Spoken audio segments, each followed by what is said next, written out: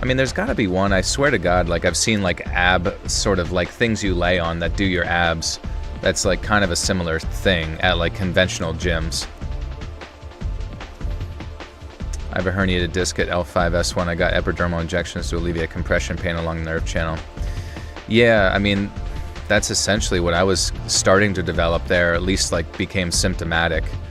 And I don't know, after doing a lot of activation stuff, aka exercises that,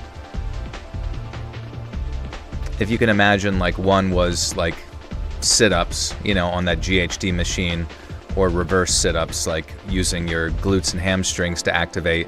That gave me a lot of release. Or I would stand on like a box with like a 10-pound weight to 20-pound weight, and then I would slowly bend over, right, and allow my back to kind of go like into a bent over position as far as possible. Now granted, some might sit there and say that that's actually counterintuitive, but what ends up happening is like you're decompressing the spine, or you're in a position that the spine is like completely flexed or extended, and then you slowly come up controlled with that weight to then strengthen and activate that like posterior chain. Core strengthening is key. Yeah, so like long story short, it's like there's so much stuff about hurting your back where people want to avoid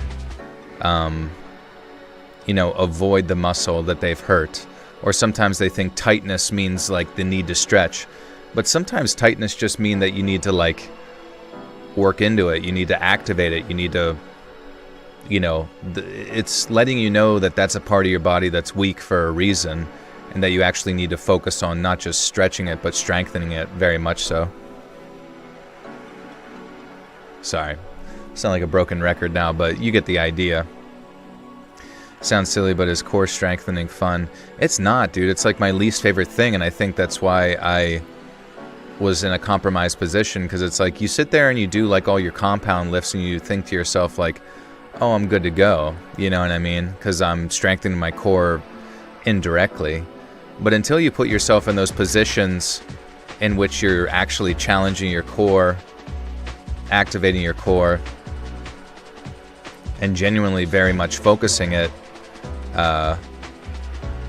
you still are just as much, possibility of getting injured.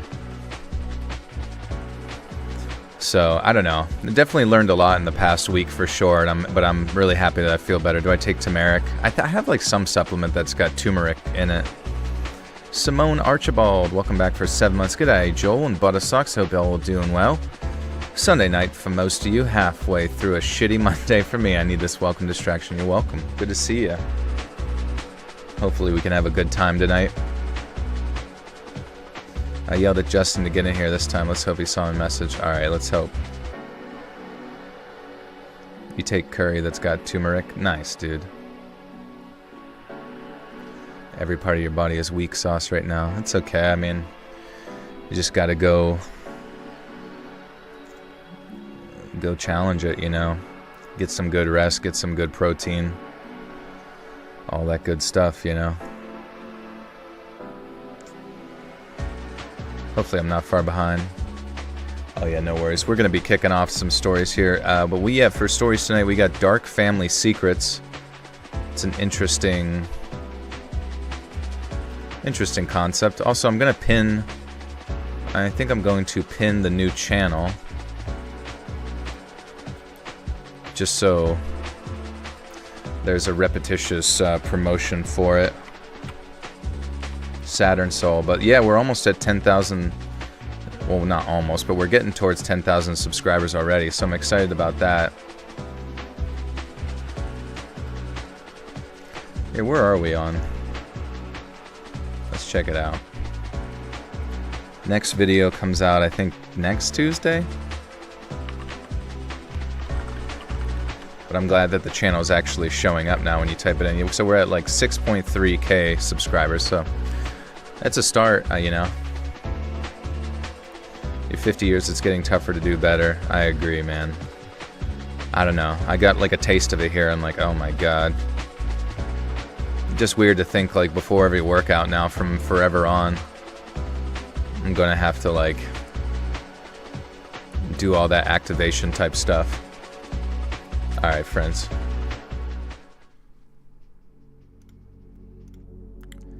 Let's switch it up. Let's get spooky. What's up, Jade? Really struggled to find the channel a few days ago. Yeah, thankfully it has now got enough subscribers that it can show up when you type it in. My back is absolutely screwed up. I have osteomyelitis, which is a bone infection. My spine was infected, causing the bones to weaken, and it caused my spine to fracture, causing excruciating back pain. Man, I'm really sorry. It's scary, man. Life is scary. Shit is fucking rough. I mean, yeah, I don't know. A back and a freaking bone infection. Like, what the flurp? How did it get to the bone? I'm curious.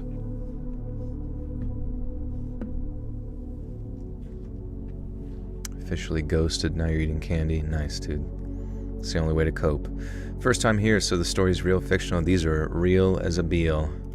Real as Jessica Biel.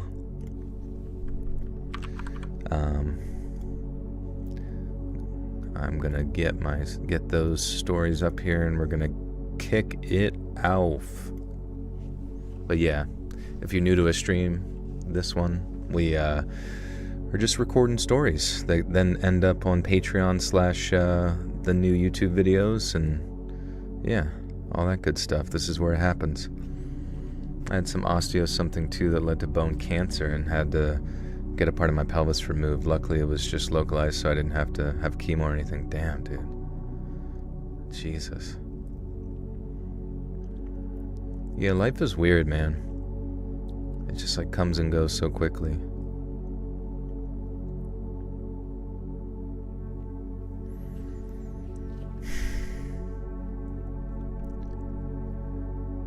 Growing up, I thought my Uncle Ray was the coolest guy in the world. He was my dad's younger brother, but...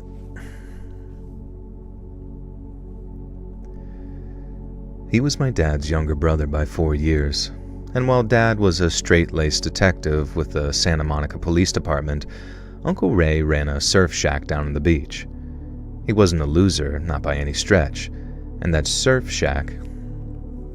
that surf shark...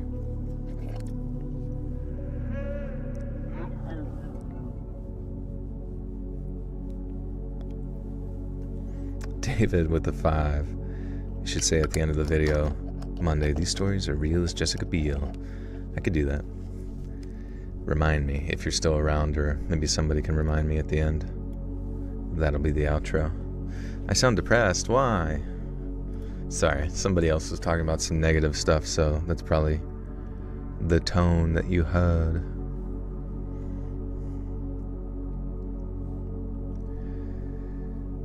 He was my dad's... Damn, dude. I am... What the hell? What the helly? What the smelly? I really don't know why I'm like squeaking already out the gate. I was doing fine.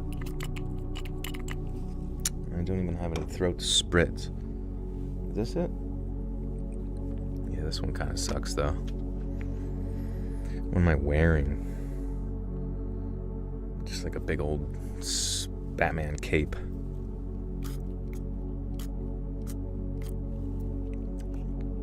What's up, Astrid? Mr. Scythe, how we doing, guys? Welcome, welcome. He was my dad's younger brother by 4 years, and while Dad was a straight-laced detective with the Santa Monica Police Department, Uncle Ray ran a surf shack down on the beach. He wasn't a loser, not by any stretch. That surf shack was a brick-and-mortar business with half a dozen employees and a 6-figure turnover. But Dad still looked at Ray like he was his wayward kid brother, even if he did love him to death. He had a beach house down there on the shore, and we drive over there every... He had a beach house down there on the... Motherfucker, I need to like zoom this out a little bit. I can't fucking read this. Maybe I can put it in a different text. I don't even know why. Alright, hold on a second. Let me turn this into a different one. 11 font. Wait, not that font. There we go. Maybe this will work. I don't know. Yeah, I should just put it through Chat BBC at this point, just to have the... You're right. Honestly, we might have to. Get a beach house. He had a beach house down there on the shore, and we drive over there a few times every summer to hang out with Ray and his girlfriend Nina. But then one summer, we were all packed up and ready to head down to the beach when my dad suddenly told us Uncle Ray was busy, and we had to wait for another time to go see him. We could still head down to the beach, just not to Ray's, and while I remember being disappointed in the moment, I think I'd forgotten about it as soon as my toes hit the sand. I was only 7 back then, so still very innocent, and the sudden change of plan didn't strike me at all as suspicious. But what I did notice was how different Mom and Dad seemed to be acting. I still need to zoom out. Normally I read and... I don't know. Maybe my eyes are getting better.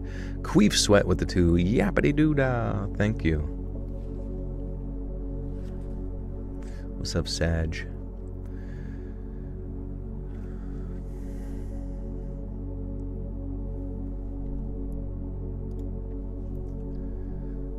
But what I did notice was how different Mom and Dad seemed to be acting and how much they talked in hushed tones while me and my brother played in the sand. I didn't question it. I was too busy building sandcastles and all that. But then the next day, Mom and Dad sat me and my little brother down on the couch and told us that Uncle Ray had been in a car accident and had gone to heaven. I won't tug on your heartstrings too bad going into all the details, but the loss of Uncle Ray had me sad for a long time. But like all things of that nature, the grief subsided over time and life went on. I grew up, graduated, got a job, then was living up in Oxnard. Oxnard? What the hell's Oxnard?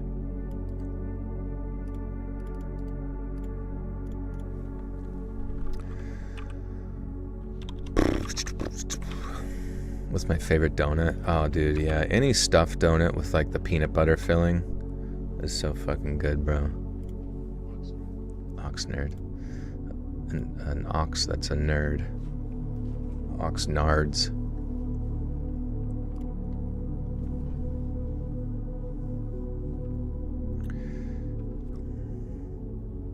Cream pies.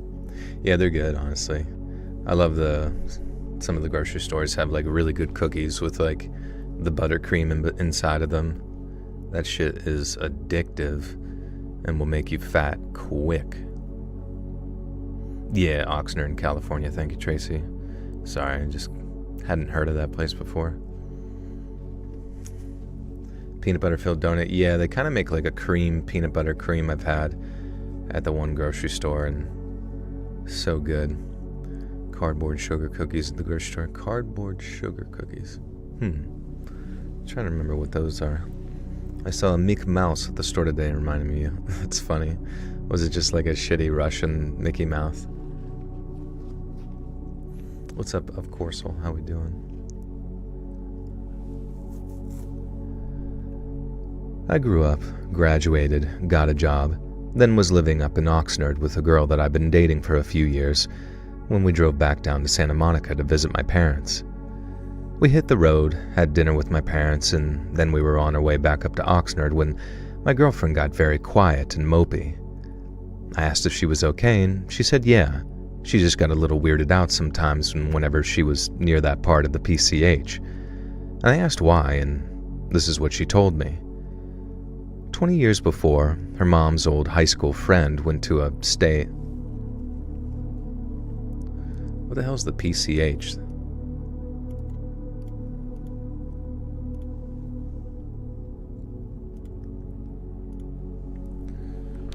What's the PCH in California? Pacific Coast Highway? Yeah, I get Pacific Crest Highway. Covers Route 1, commonly known as Pacific Coast Highway. Okay, yeah, my bad. Just curious. What kind of backpack do I recommend for college? I always had the same one. It always had like a little area that was padded in the back for my laptop, so you could bring that with you wherever. So I guess as long as it has like a laptop thing, if you need a laptop, I don't know. I mean, I guess at this point, I'm sure some people are just like using their iPad as a typing deal.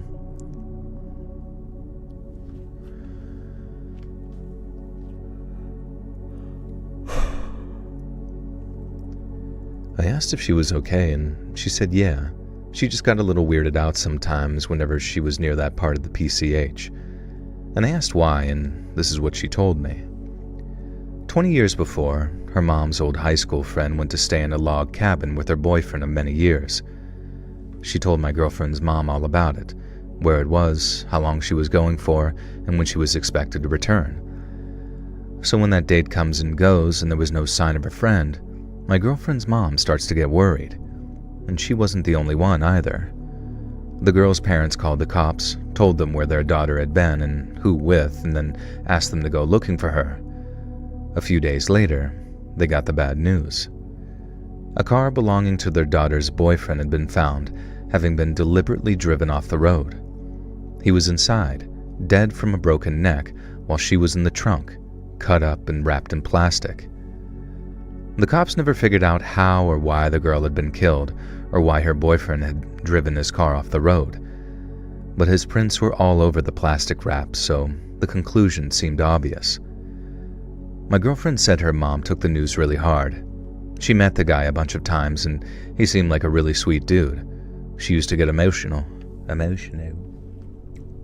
What's up, Ollie? Second Ollie?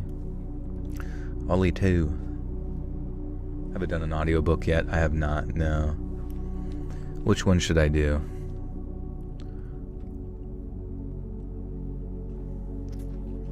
Do I think World War III will happen soon?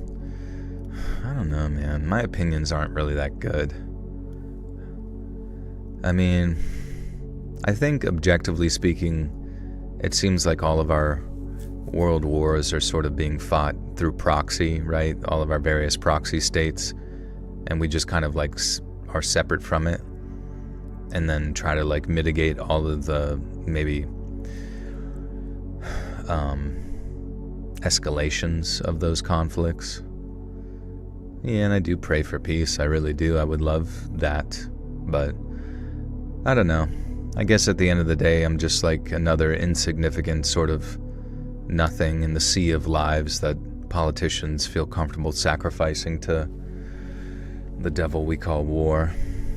And I mean, who knows? Maybe it'll never find its way here to the United States. But I do feel like at this point, like if ever there was going to be any sort of attack on like US soil of sorts, or even most Western nations, it's probably going to be like permitted. You know what I mean? Like at this point, our surveillance state is so incredibly sophisticated that if ever there's going to be some degree of like, oops, we didn't quite pick up on that missile coming through, it's probably like, I don't know, they just shut it down for like 6 hours to allow it to occur, just so they can justify further escalation or whatever. Did you know that America has been at war for 221 years, if of our 247 existence, at 91%? Yeah, and I guess at that point, I mean, if you really think about war, it's like, I guess that's why we're, I don't know, the world's superpower, because all we've ever known is war. And you just, I don't know, that just seems to be the way of humans, is you just like put people under your thumb through force. It's unfortunate, but I guess in some ways it's like the empire in some abstract senses keeps the peace, I don't like it, but it's just weird. It's a weird state that we exist in. Please consider reading King in Yellow. Yeah, I saw Wendigoon covered that. It was also kind of funny, like, do you remember, like, not that long ago, we, on the channel, there was one of the stories just so happened to be covering, what was that story we read? I feel like a dummy. It was, all that, let me just go to his channel and find it.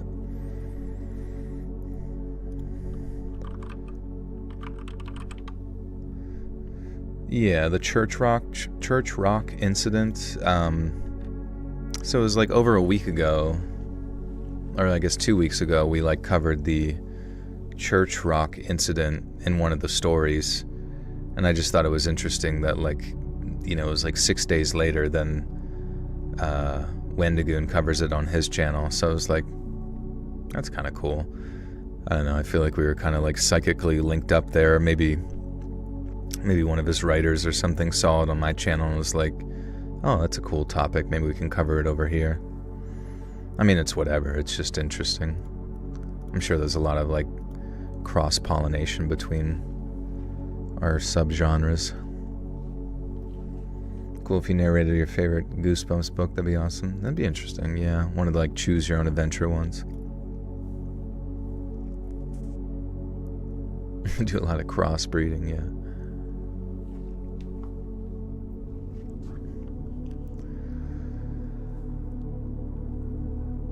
My girlfriend said her mom took the news really hard. She met the guy a bunch of times and he seemed like a really sweet dude. She used to get emotional sometimes while driving down that spot on the highway too. I guess being where it happened was just a little too much for her. I'm listening to the story, something like, damn, that's terrible.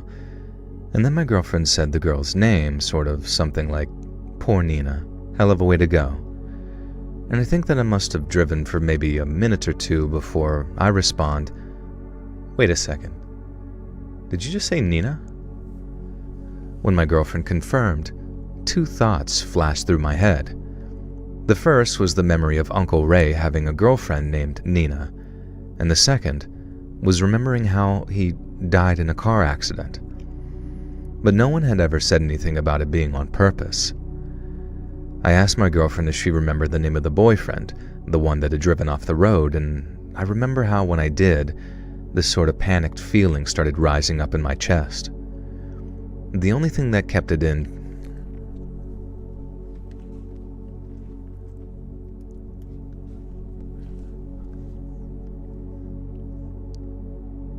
What's up, Brazil? Guys, how do you guys reset your sleep schedule? Do you think I should pull an all-nighter tonight and then just like try to fall asleep at like a normal time tomorrow? Or should I just like sleep shitty tonight and then like fall asleep at a normal time? Pull an all-nighter? What is a sleep schedule? Good point. I just need to get it like figured out here, because one, I wouldn't mind, like I always try to like get it worked out, but you know, working for yourself, it's just like tough to stay on top of. But also like I'm going away this coming weekend. I'll be back Sunday though, but I just need to be up early, and I don't want it to be like completely fucked going into that weekend. I only can be staying up for 48 hours, then falling asleep at like 8. 48 hours, that's a long time. Probably just good by the time that you want to just dive on in. Yeah, but I mean, if you've already been, you know, if your sleep's kind of fucked, like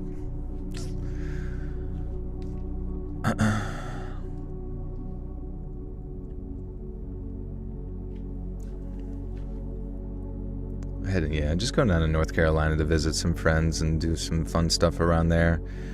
But it's only just like a quick trip.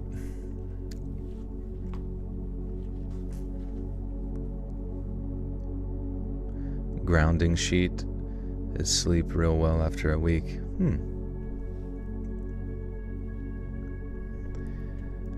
The only thing that kept it in check was this little voice in my head saying stuff like, it's just a coincidence. This is pattern recognition gone wrong. There are plenty of Ninas around and you're freaking out over nothing. But as soon as my girlfriend spoke next, that reassuring voice got up and walked out like a rock star at a bad interview. And she says, I think it was like Ron or Rick or something. And then I asked, was it Ray? And she spun around in her seat saying, yeah, it was Ray. Did you hear about this already? I didn't say anything in reply. I guess because I realized I had to concentrate on the road instead of the chaos unfolding in my head. Then the next chance I got, I pulled over to the side of the road, asked my girlfriend to wait in the car, and then got out and called my mom and dad on my cell phone. It was almost 9 by then, so Mom and... Have I seen 28 years later yet? I hadn't. I want to see it. Please don't spoil it. It's like the only movie in like a while that I like genuinely want to go into, like with nobody else's perspectives. It was almost 9 by then, so Mom was in bed and Dad was up watching TV, so it was him that answered the phone. He could tell something was wrong just from the way that I was talking, so right as I'm asking if Mom is asleep or just dozing, Dad interrupted saying, "Just tell me what's going on." I remember pausing to gather my thoughts, and then just asked him, "Dad, how did Uncle Ray die?" And he said, "You know how, it was a car accident."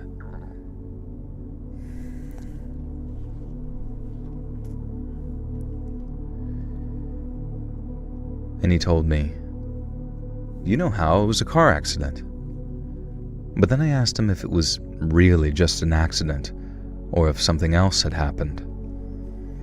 It was his turn to pause, like he was sort of gathering his thoughts, and then all he said was, "Come by the house tomorrow.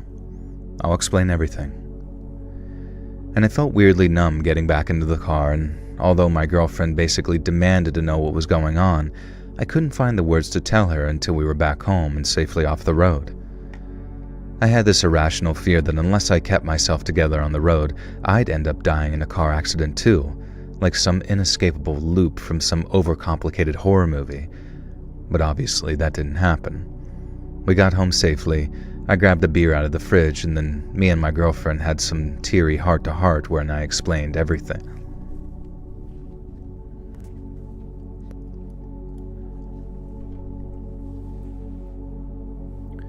Wimbledon is next weekend? Nice, dude.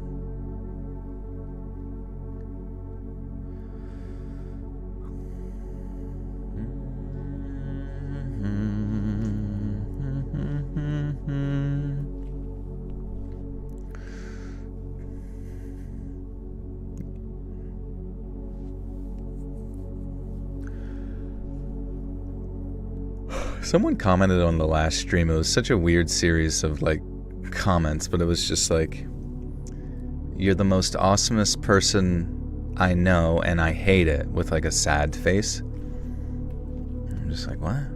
And then there was a reply, and then someone else was just like, "No, he's not." I don't know why, it was just like a really weird interaction of just like, "You are so cool and I hate that," and then the other person's like, "No, he's not, he sucks." It's like, okay.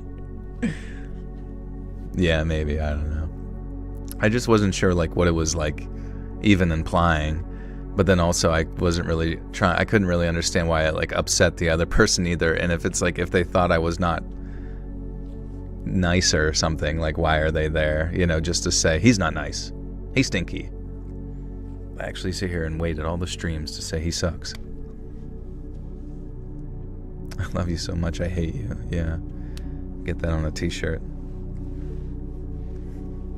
Yeah, the other person's their mom. Yeah, maybe it was a rage bait.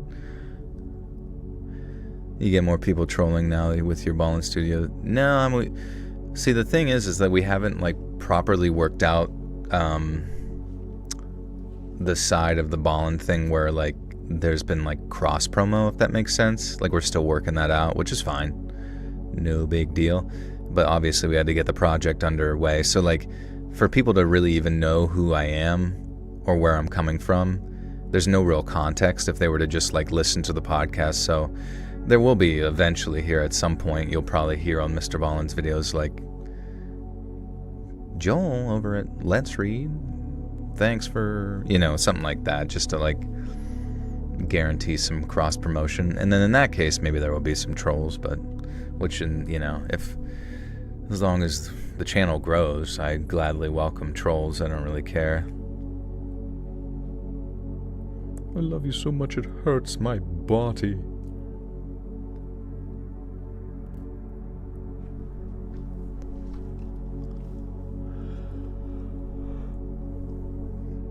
We got home safe. I grabbed a beer out of the fridge. Then me and my girlfriend had a teary heart-to-heart where I explained everything, including the part where my dad had all but confirmed my tears with that "I'll explain everything" line. She kept saying sorry, like it was her fault for telling me, but it wasn't her fault.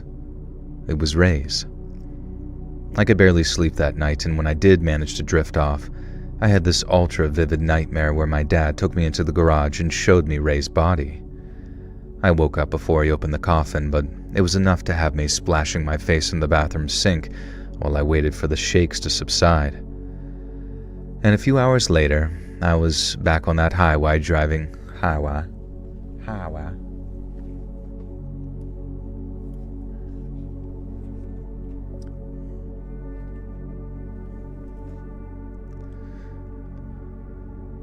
Hey, thanks Sharon, good to see ya. Yo, Nasty Nate, what's up, man? Hope you're having a good weekend too. You heard Mr. B talk about Twisted History at length a few times in recent videos. Oh, okay. Maybe he did. Did he mention, like, because I'm just talking about, like, actual, like, designated cross promo. Like, that was one thing that we're just figuring out how to, like, do it without being, like, too annoying, you know, to the audience and stuff. Mr. Barlan. Was it a recent video that he promoted? I mean, it's cool. I'm sure he's, like, hopefully he goes through all of them.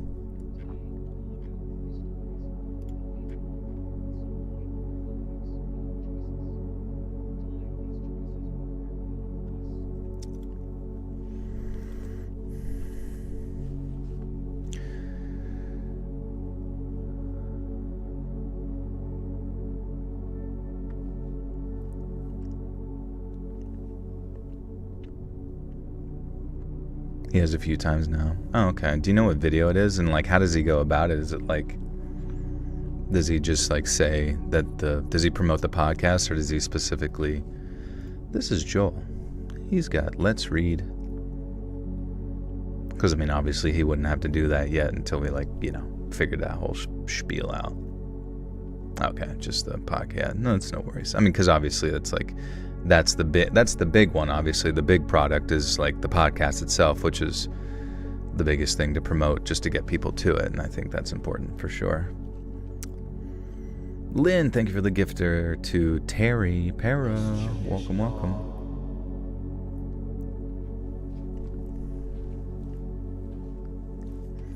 And honestly, I was thinking, like, maybe in the podcast itself, like, if it's not too intrusive, to, like, at some point at the end, like, say, like, today's episode was narrated by Joel from the Let's Read podcast. Joel from the Let's Read, you know, something like that. That's just, like, so you know it's, like, human. Because I saw there was somebody said there were, like, comments that they're like, enough with the AI, and, you know, it's like, man, I guess my voice does kind of sound AI-y, but try to be a little bit more emotive, you know what I mean, during those.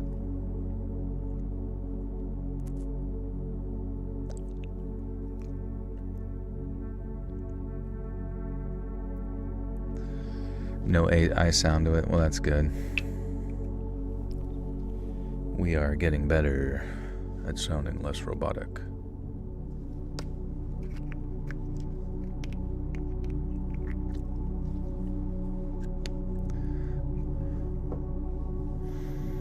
Hit that like button. Hell yeah, dude. Okay, sorry. Where are we at with the story? A few hours later, I was back on the highway driving down to Santa Monica to talk to Mom and Dad. I expected things to get ugly, emotionally speaking, and boy did they ever. Mom was already crying when I got there, and the first thing she did was give me a big hug and tell me she was sorry that they never told me the truth. Obviously, I already had an idea of what that truth was, but hearing all the details was still one of the most chilling and disturbing experiences of my whole life. Dad said all the same stuff my girlfriend had, that Ray and Nina had gone to some log cabin for the weekend. He was supposed to return on that Monday morning when...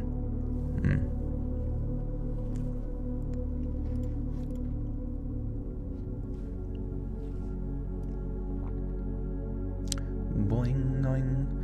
You don't sound like AI though. Only dummies keep confusing AI voices. Yeah, it's annoying. I don't know.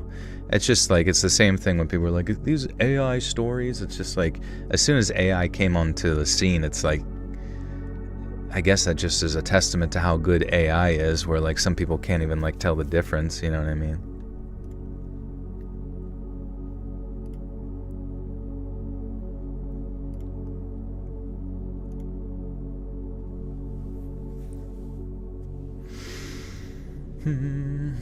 Pretty soon we'll be in the iRobot phase. It's pretty scary to think about how much self-awareness we are giving technology. Yeah, I don't know. And it sucks because it's like, in the government's mind, it's like it's like trying to create the nuke, right? Everybody's racing because if like another country gets it, at least from what they say, like we would be in such a compromised position. So it's like, do you want a world that's run by AI by the United States, or do you want one that's run by AI from, communist China? And so it's just like annoying. Because it's the same thing where like, do you want Google collecting all your data, right? Or do you want TikTok collecting all your data? I don't know. It's honestly hard to say which one will shit on us the hardest.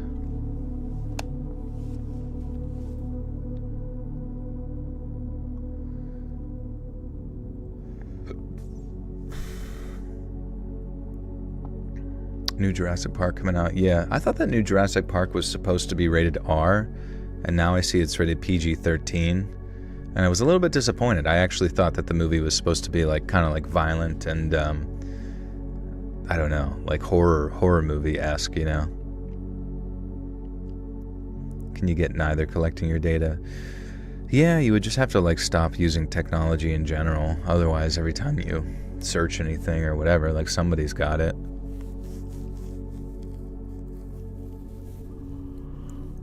Oh, your pan fries it pan fries crispy. What are you talking about?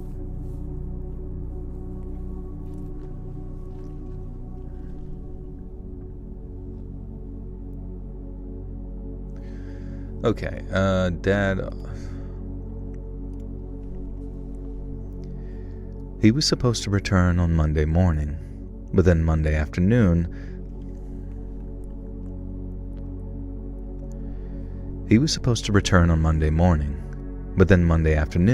he called Dad from the road. Dad said he sounded mad, that he was ranting and raving about something, but nothing he said made any sense. He mentioned that something happened in the cabin, but Dad couldn't get the details out of him, and then, all of a sudden, Ray just hung up. Dad said he figured that he'd called from the road because he could hear traffic in the background of the call. Then later on, he tried calling Ray at home, but he didn't pick up the phone. He called him the next morning too, but still got no answer, which was the same day that we were supposed to head over to Ray's to spend a day at the beach. But then, literally a half hour before we were set to leave for Ray's, Dad spots a car out front. He walks outside, and it's 2 detectives from the local police department, guys that he knew personally. And that's when they told him that Ray had been found and that it wasn't good news. Dad didn't work homicide, and even if he did, there was no way that he'd have been on that.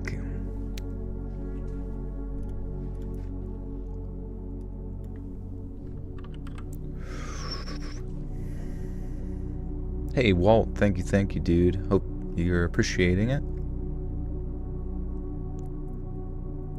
Thoughts on Scrapple? Yeah, it's just like, isn't that just like really, really hardcore burnt fucking fat, right? What's up, James? Thank you, dude. It's kind of like almost like fat that's like so hot that it turns into like chips. Hey, Jeremy, what's up, broski?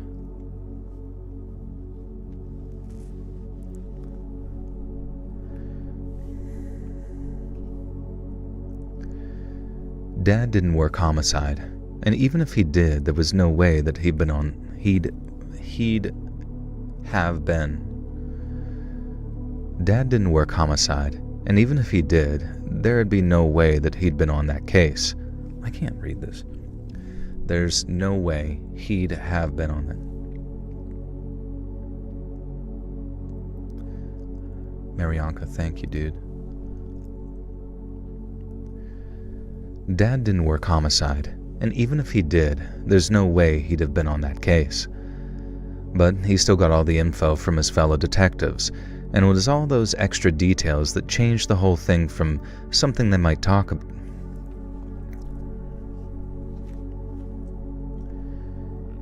But he still got all that info from his fellow detectives, and it was all those extra details that changed the whole thing from something they might talk to me about someday to something they'd never willingly bring up with me at all. The first thing that really got Dad's attention was when the homicide detectives traced Ray's movements to the cabin he and Nina had been staying in, which was up near Redwood Deck.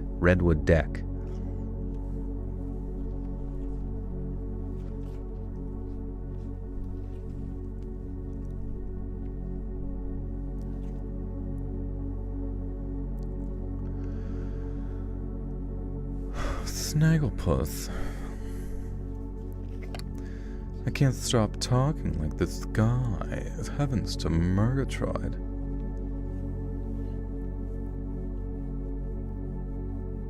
Red rum. What's up, Danielle? Alright. We're good. Let's get locked in. Let's if we can get it. The first thing they really did... Okay, wait.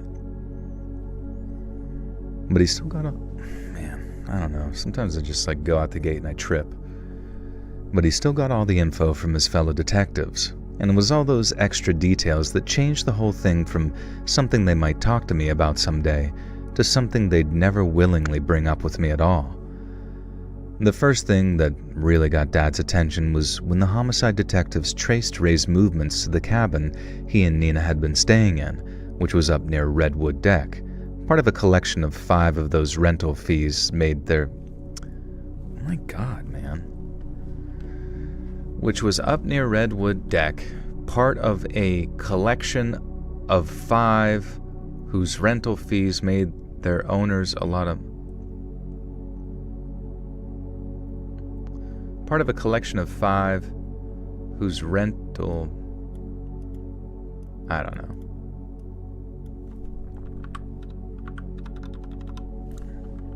Jesus Christ.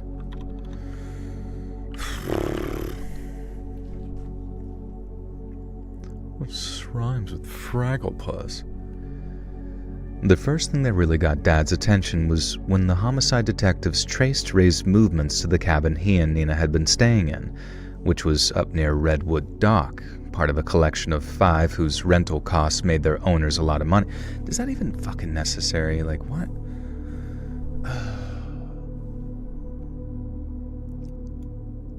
Which was up near Redwood Deck, part of a collection of 5. What the fuck is a collection of 5? Like 5 rentals?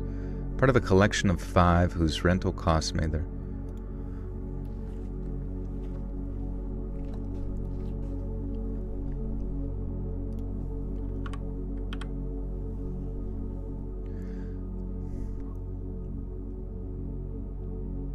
Maybe 5 people? Collection of 5 people?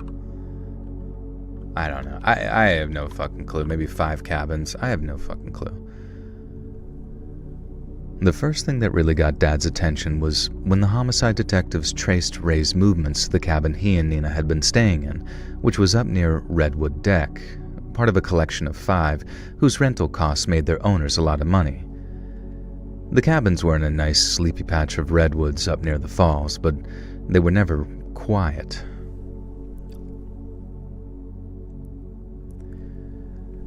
The cabins were in a nice sleepy patch of redwoods up near the falls, but they were never quiet, and apart from a couple of weeks during the June gloom, the cabins were fully booked almost all year round. But then, during the weekend Ray and Nina were staying there, a weekend in September, all 4 of the other cabins were empty. The detectives found out... Man, I have just not gotten into a rhythm in so fucking long on this channel. It's so annoying. Give me 5 snagglepusses, please. Boom, boom, boom, boom, boom.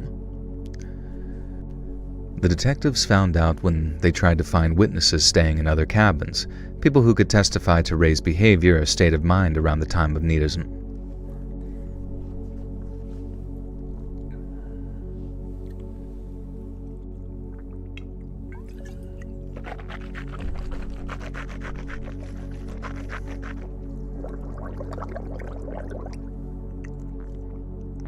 Fuck. How's my back? It's much better. He's swishing. Oh, Lord. First time I'm live and this is just going. I'm sorry. I'm sorry. I just can't fucking do it, bro. The detectives found out when they tried to find witnesses staying in other cabins, people who could testify to Ray's behavior or state of mind around the time of Nina's murder. They'd also heard about how popular the cabins were, so imagine their surprise then when... Oh my god, then they found no bookings. How does that not, like, show up as, like, a grammar issue? They'd also heard about how popular the cabins were, so imagine their surprise when they found no bookings at any of the other cabins. They hadn't been closed for the weekend. They hadn't been reserved. What? They hadn't been closed for the weekend. They hadn't been reserved. They were just no... Oh. I don't know why, bro. Thoughts on NBA Finals? I just don't care about the NBA at all, bro. Like, the second LeBron time, I don't know. I mean, who, like, think about, like, their superstars. Like, Djokovic is, like, isn't he, like, leaps and bounds beyond, like, everybody else as far as, like, his performance and his impact? And then he doesn't even give a fuck. All he wants to do is go back to Serbia and, like, train his horses or something, which is cool. But I don't know, beyond that, I just feel like there's not a lot of, like, interesting characters in the NBA, if that makes sense. Like, you obviously have LeBron James, but I mean, like, I've been, like, hearing LeBron James' name for so fucking long is just, I'm just like, he must just be, like, stuck in, like, a time loop or something.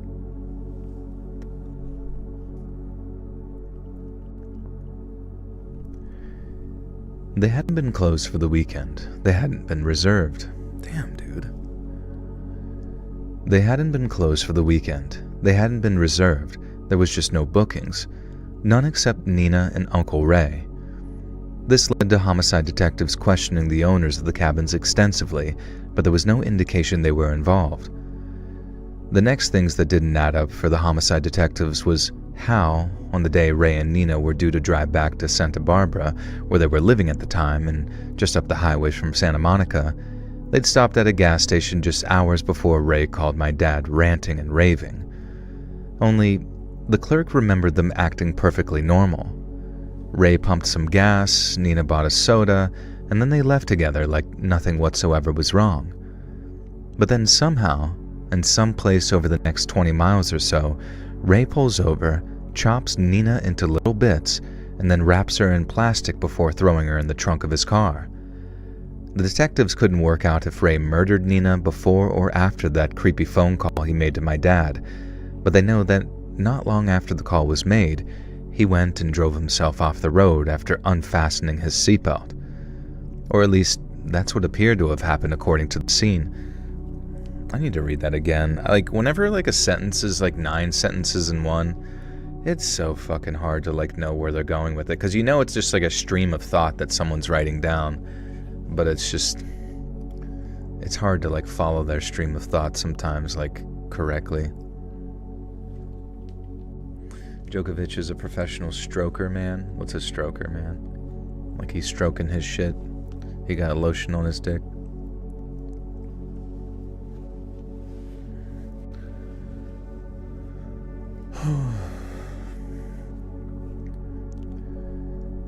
The detectives couldn't work out if Ray murdered Nina before or after that creepy phone call he made to his dad, but they know that... God damn it. But they know that not long after the call was made, he went and drove himself off the road after unfastening his seatbelt. Or at least, that's what appeared to have happened according to the scene. I remember my dad telling me all this with Mom sitting next to him holding his hand. He was always a really strong, stern kind of guy, but telling me that story was the only time I ever saw him well up with tears.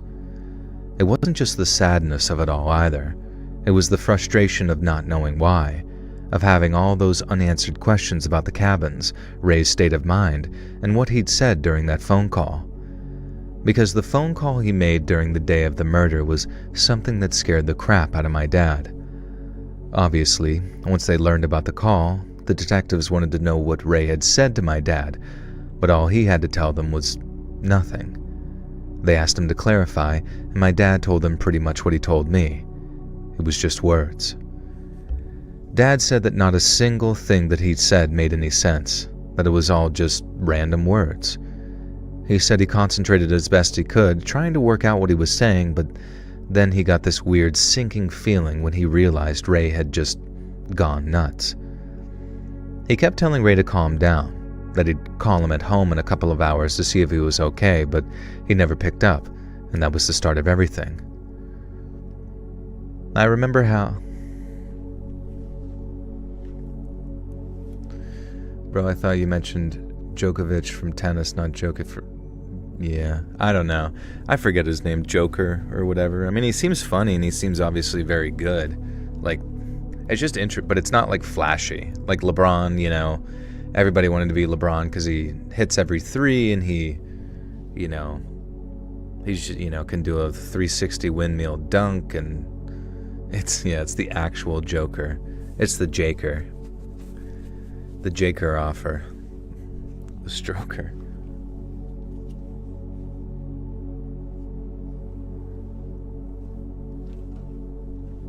The choker.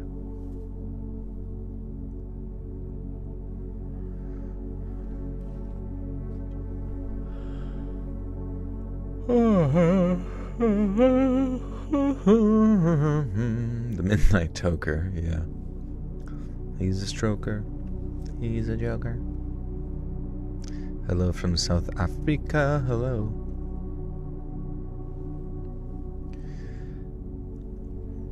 I remember how by the time Dad had finished, I just felt kind of numb. I rolled a few tears when my mom and dad cried, but that was just because of seeing how upset they were. I felt numb because I'd been thinking about it throughout the whole sleepless night prior, so maybe 15 hours straight. I'd questioned it, accepted it, and then questioned it some more before accepting it all over again. So when the time came to hearing all the gruesome, gritty details, I was just sort of resigned to it all, I guess. Mom and Dad kept apologizing too for keeping the truth from me for so long, as well as in a general sense that things had to happen the way.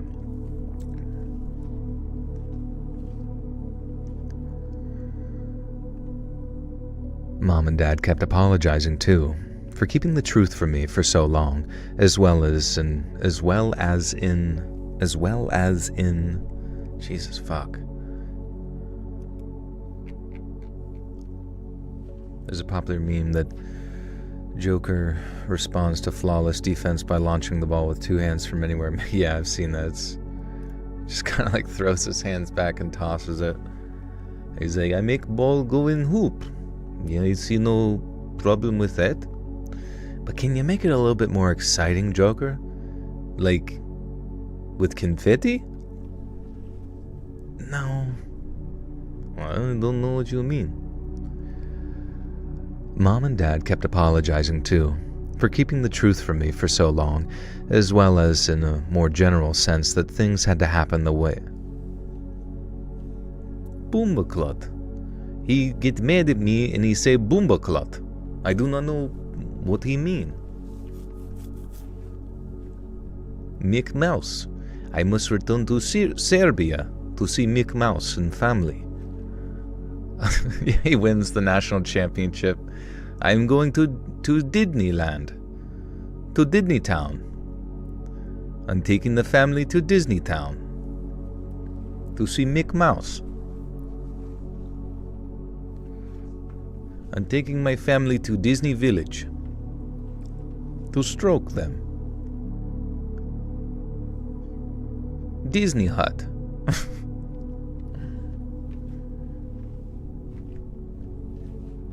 To the village of Disney. To see the goof. Mick Mouse and the goof.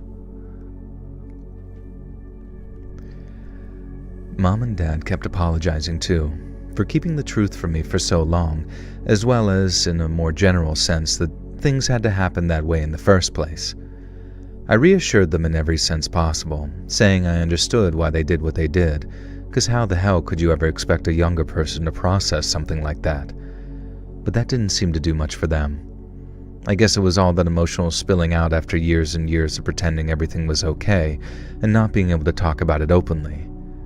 We were all emotionally wrecked by the time it came for me to drive back.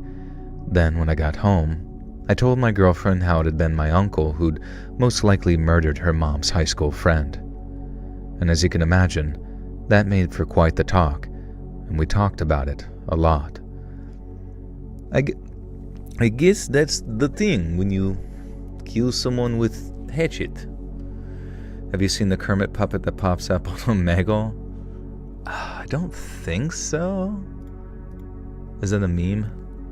I sound so familiar. Is it like a racist Kermit? Jewel is fever dream. Donodia Doklovich. My favorite. We have Mick Mouse, the Goof, and Donodia Dokovich. We gotta think of some more guys.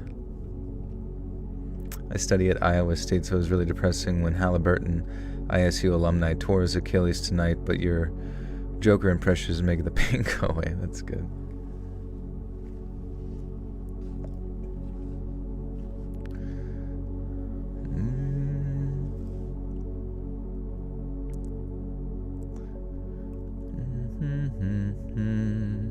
Don Duck. Don Duck. Pluton. And Pluton. Yeah, he's like an irradiated, like, mutant dog. Pluton's so funny. Don't touch him. Stay away from his collar. It has thing. What's up, Jawad? How we doing, dude? Yeah, I don't use Omegle, but the compilation of it is only from the app. Oh, it's so good. Yeah, I didn't even know Omegle still exists, or is that like old? What's up, Rex? How we doing, dude? Oh, wait, see, that's interesting. It seems like we get like a sudden influx of people out of nowhere, which is pretty cool. I feel like, I guess that's how YouTube's notifications work. If I stay on for 24 hours, maybe I can compile a large audience. Can I what? What's up, Ledger? Can you do a paranormal stories? I missed those. I can look into it. See what I can find. Ask God to lower the heat here in PA. Yeah, bro, we got a heat wave for the next 3 freaking days. Do not step outside. Do not collect $200. I thought it wasn't too bad, and then I stepped out and was like doing, like, playing catch with like my buddy and his son. He's a really talented, like, 8-year-old baseball kid, and it's really interesting because it's like you see him play baseball and he just like feels like a normal person playing baseball, and then you see his, like, the kids he plays against, and they, I don't know, you were like remember like, oh yeah, this is like a kid's thing.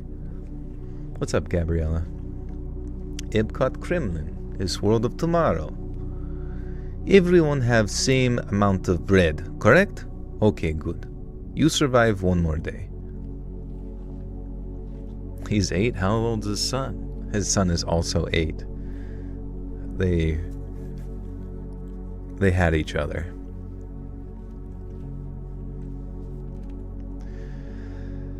I guess the thing that helped me more, as you can imagine. Oh yeah. I guess that's the thing that helped me more than anything. All the free therapy I got from being with someone who genuinely gave a damn about me. So much so that she never told her mom. So much so that she never told her mom what she knew, at least. Oh my gosh. So much so that she never told her mom what she knew, at least not when we were together. Then over time we just sort of moved past it, and we broke up a few years later, totally unrelated, but I think about her a lot still and how she helped me get past one of the single worst events. We broke up a few years later, totally unrelated, but I think about her a lot still, and how she helped me get past one of the single worst events of my entire adult and child life. 2 lives, adult and child. You can't be racist unless you don't travel. What do you mean? Judgmental and racist. Please, do not be racist to Goof Mouse or Goof Donald Yadokovich. Do not be racist.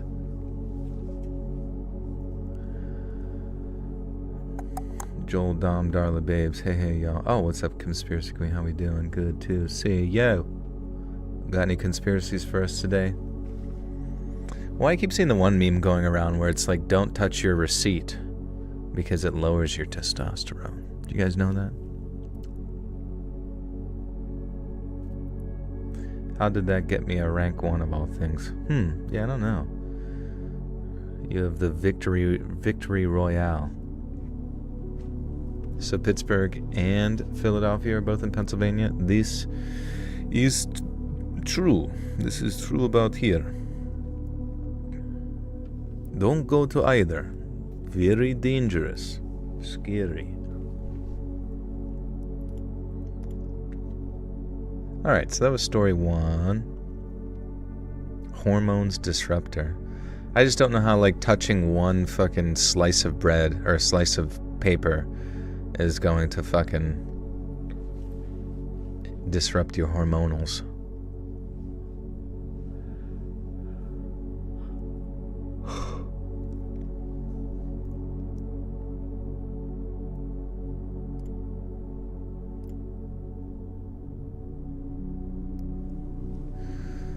Alright, here we go.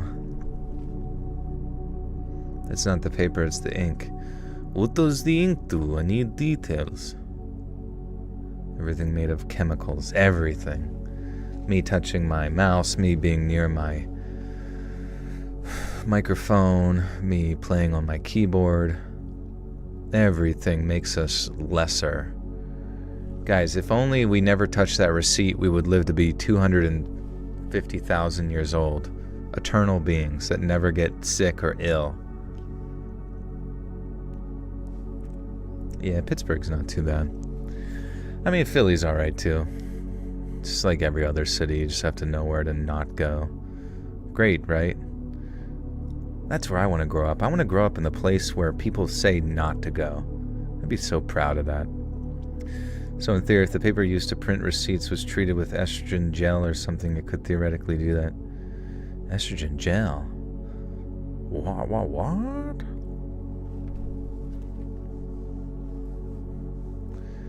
Get the plastics out of your lube, no diddy. Extra diddy for this guy. Philly got very nutty after the Super Bowl. Yeah, isn't that funny? When they win, they destroy. When they lose, they destroy. They just destroy. They know no peace in their heart.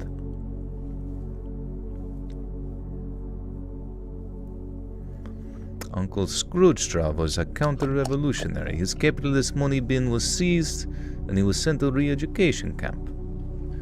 He deserved it, I think. He had a chair-building competition.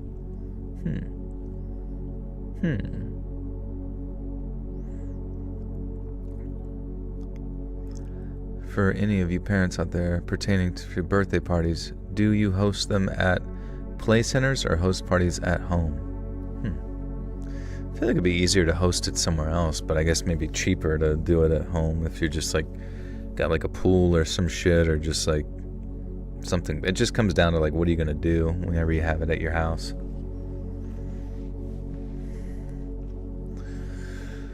Don't go to Portland. Yeah. Okay, you guys gotta be honest if you say this. You can't just make stuff up. But if you've been to cities, what cities have you been to that you, like, dislike the most? I'll go first. New York City.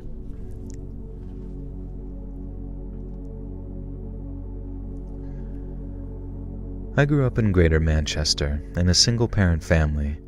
It had always been me and my mum, so I never knew any different, and as much as I sometimes get a bit sad that other girls had dads at home, I loved my mum more than anything and I was grateful for her.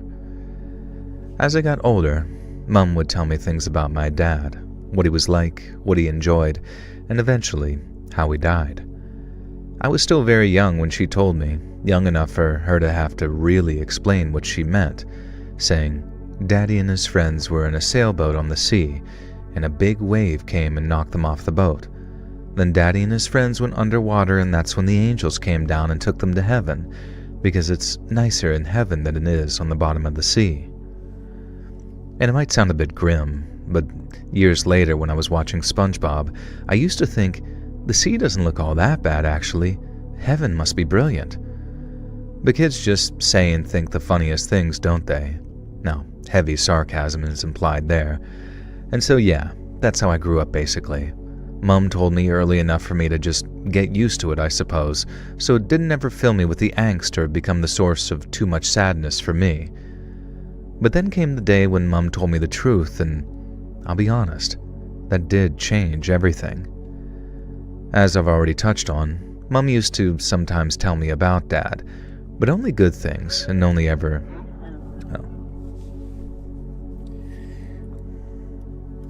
Your Russian accent is perfect, and Russian accent is perfect for you. Thank you, Lynn. Oh yeah, let's see the cities everybody hates. Alright, we got Birmingham, Houston, Alabama, Boise, Idaho, Baltimore, ugh. I've been to Baltimore, yeah. NYC for sure, Atlanta, Denver, Dallas, Los Angeles. I passed through Dallas, but it was just in the airport, but I've actually been to Los Angeles. Washington, D.C., I've been there. Brockton, Massachusetts, nice. Boise, Yuma, interesting. Greater Manchester, yeah, as we're talking about. Vegas. Oh yeah, my one buddy was saying like he was stuck on like a long-ass layover. And this was only like a couple months ago or something. Stuck on a long-ass layover in Vegas, so like he was like, fuck it, I'm gonna walk out and go down the strip or something. And he said in the process of going down the strip, some guy was like harassing him, some homeless guy. And he'd like told the guy like, hey, I know what you're doing or whatever, like, cause he kept following him, saying some shit. And then the guy kept getting closer, and then, seemed like he was reaching in his pocket to pull out a knife to like rob him. And people told him like not to go to the Vegas Strip or whatever, or like not walk alone. And then as the guy went for the knife, my buddy's like in the military and he just like punched the dude and knocked him out. Which is pretty funny. And I was like, that's a good idea, honestly. If you ever just want to practice your fighting, just go walk around homeless people.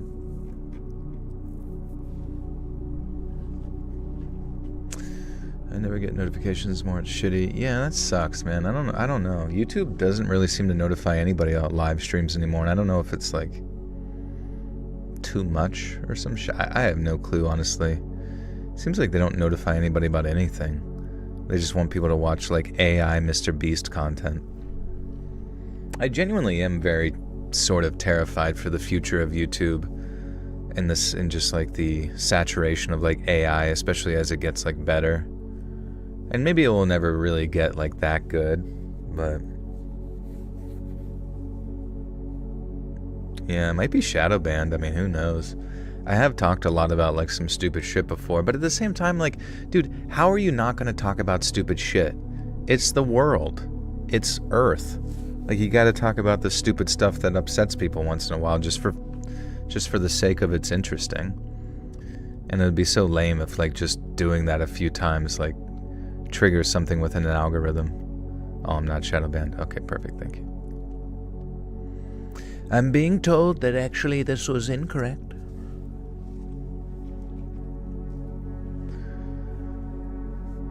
AI commercials in their prime era frightens me. Yeah, you won't even... I mean, you can already see some commercials utilizing the AI. It's just, like, very clear. Who knows? Maybe there will be, like, something where it just, like, can't get any better. Like, no matter how much information they feed it, it just, like, can't get better. And it actually just ends up making it worse. That's really all we can pray for and hope for.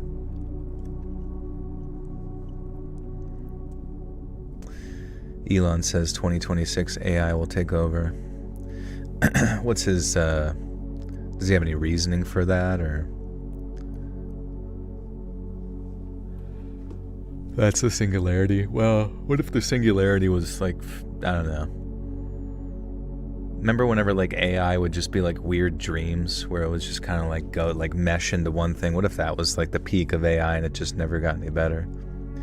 That's what I'm hoping for. People wouldn't be people if they didn't talk stupid on the reg. Yeah.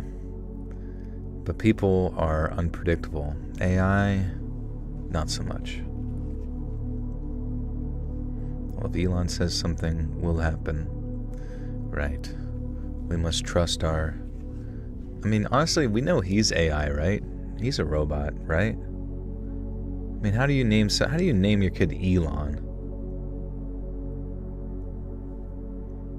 Elon Muskington.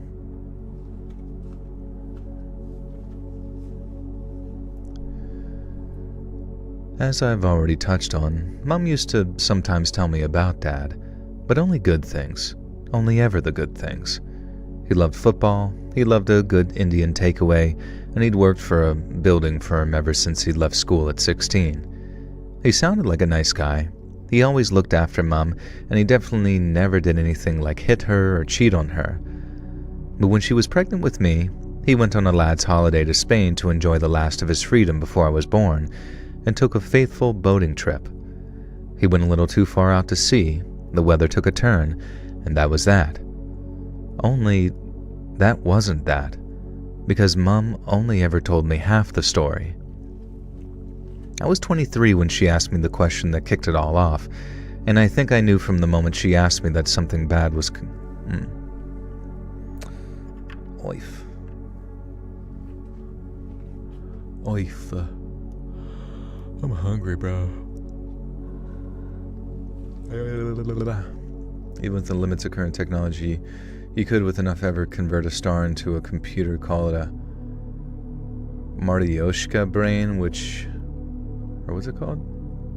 A Martyoshka brain, which would have enough power to simulate all the atoms in the universe.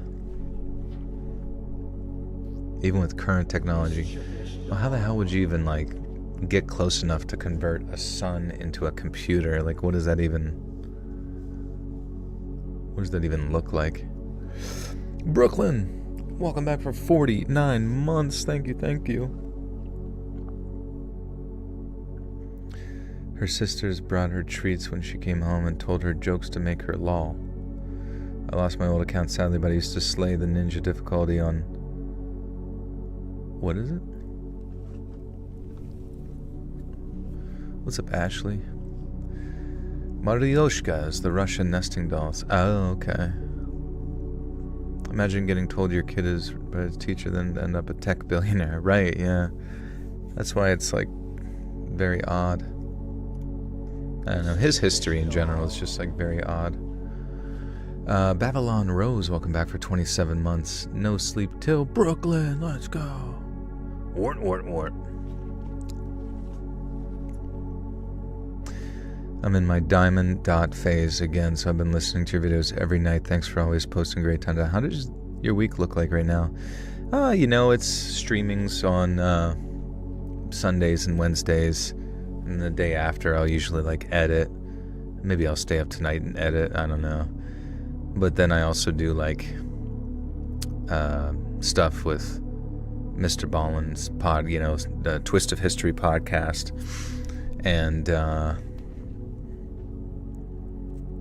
which has been cool. Definitely go check that out. New episodes every Wednesday. And been trying to do like 1 or 2 episodes of that a week, recording But then I also sometimes work with the No Sleep podcast as a narrator over there, so sometimes it can get the week can get kind of busy. And then obviously all the other shit. My whole dad's side knows the game. He learned from his dad, who probably learned from his. I don't play much anymore, but me and my dad started keeping score after 100 games. We were tied -2. What are you talking about?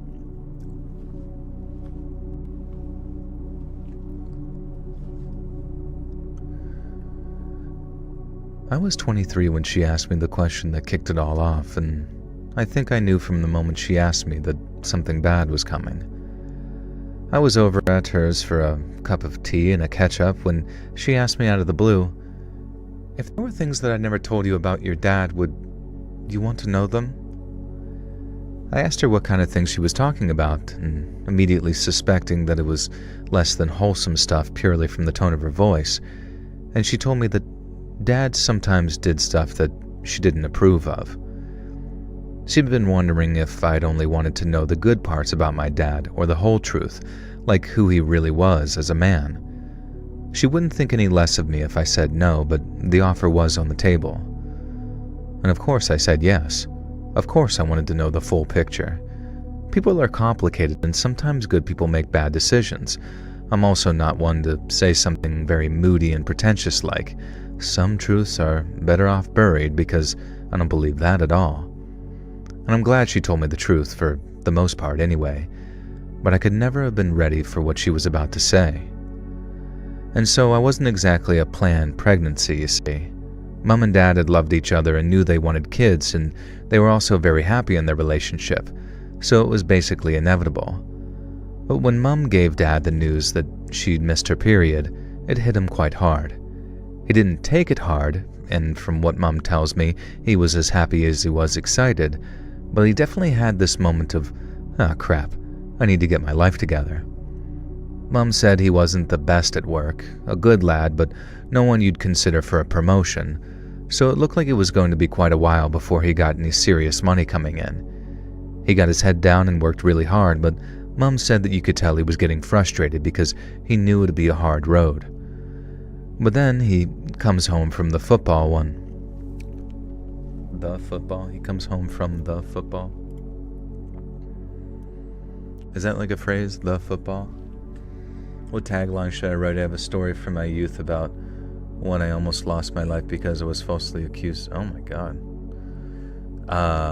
Yeah, you could just call it like falsely accused or something like that. I mean, literally that as like the subject, and I'll probably remember it.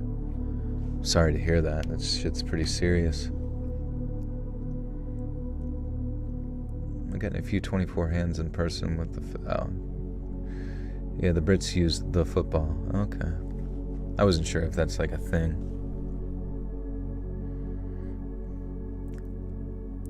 Does it mean like you're back from like watching it at the bar or something like that? Or like playing it?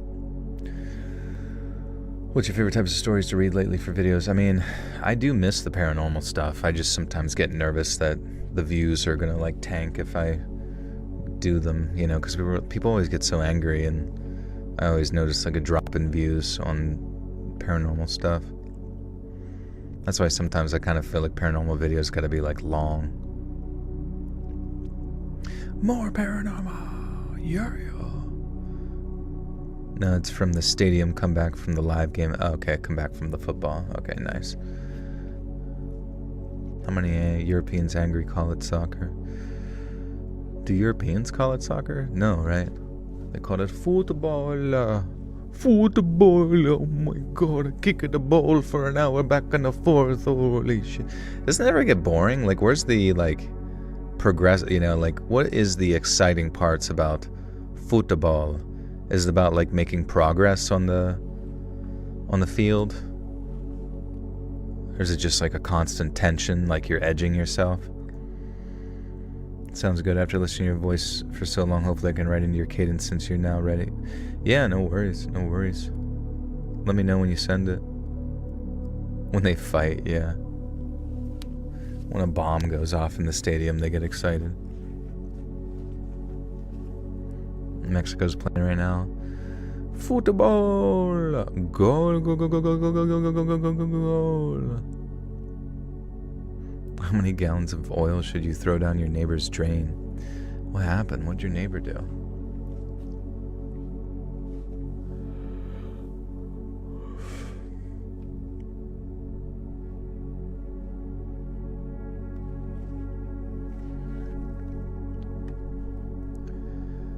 But then, he comes home from the football one day with a spring in his step, and when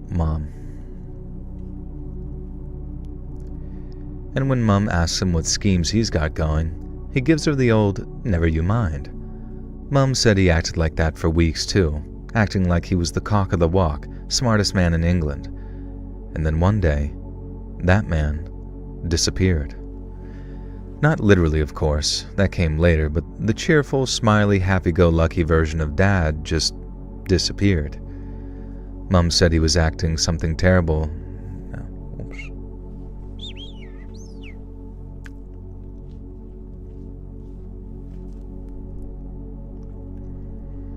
Mum said he was acting like something terrible had happened. I mean, that level of sort of grief almost. She'd catch him staring off into space, eyes all wide and scared like something terrible was following him around. She'd ask him what was the matter, but he'd just sort of lie and tell her everything was fine, even though it was blatantly not. And he stayed like that for about a week, didn't improve at all, and then out of the blue he tells Mum, "Oi, Mum, tell me, Mum, about me bum, it needs wiped." "Oh, Mummy, I could use a wipey."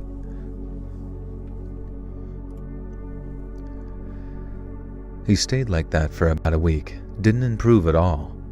And then out of the blue, he tells Mum that he and his mate are going to Spain for that lad's holiday I mentioned, to enjoy the last of his freedom. Mum's a bit surprised, but she thought that she understood his thought process. He was just mega stressed about having me on the way, and he needed some time to relax, so she just let him do his thing, and he flew out to Spain with his friend. And he was only supposed to be gone a week. But then a week went by, he didn't come home, and Mom started to get worried. She got in touch with the police, and after telling them where Dad had gone, they reached out to the Spanish police, who went out looking for him. The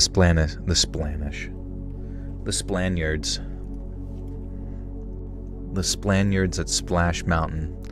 I listen to every episode on Spotify at least 2 times, and the paranormal ones are my least favorites. Oh, okay, interesting. What did you dislike about the paranormal ones? How's yours like? This one really small, any bigger, it could break the table. What?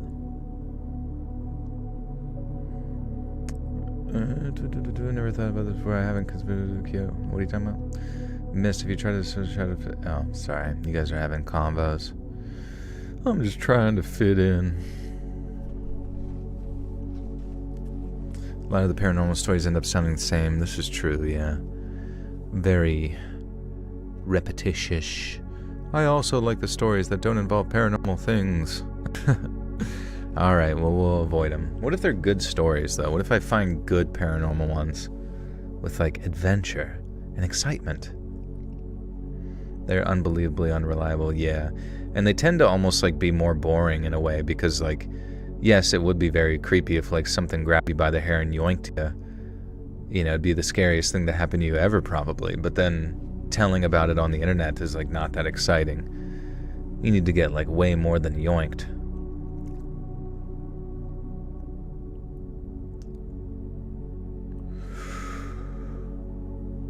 The private detective ones, yeah, those are good. PhD in Yappahology. I'm a Yappaholic. I'm from the Yakuza.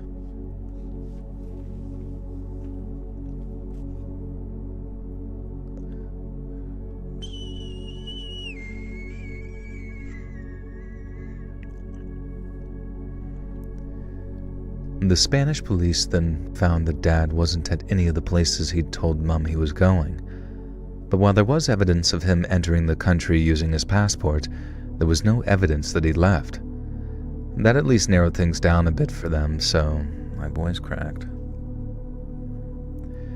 That at least narrowed things down a bit for them, so they started checking things like hospitals and jails in the area, just in case something had happened. But they didn't find Dad anywhere. Mom said that she had to wait another week or so before she got the news, and when it came, she was devastated. A boat had washed up on a beach somewhere in southern Spain, and inside it were half a dozen empty sports bags and the bodies of 2 dead Englishmen, my dad and his friend. Mum said 2 police liaison officers came to talk to her about it, and the kind that come around to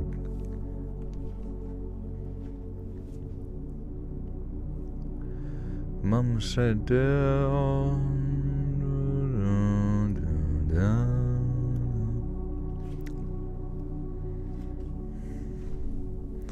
get more stalker in deep woods. One exciting topic we have coming up again is the Appalachian Trail. Your favorite. Ugh.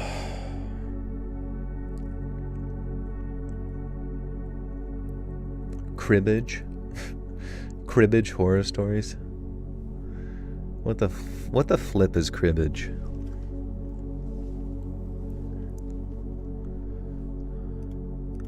This absolutely terrifying cribbage. What's up, y'all? This is MTV Cribbage. Should I look up cribbage? Cribbage is a game. Cribbage or crib is a card game traditionally for 2 players that involves playing and grouping cards in combination, which gains points. So Balatro, pretty much just Balatro. I'm sure those are terrifying. Have a search. What the fuck is Balatro? It's like an indie game where you try to make like different hands, like different poker hands with what you're given. And I'm not good at it, but I hear it's like one of the better like indie games in like a while.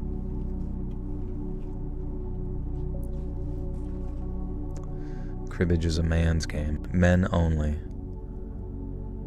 And if you lose, you gotta jerk the other dude off. We all know those rules. We all know those games. Dad and his mates used to play that all the time. Mom said 2 police liaison officers came to talk to her about it. The kind that come round to give you bad news.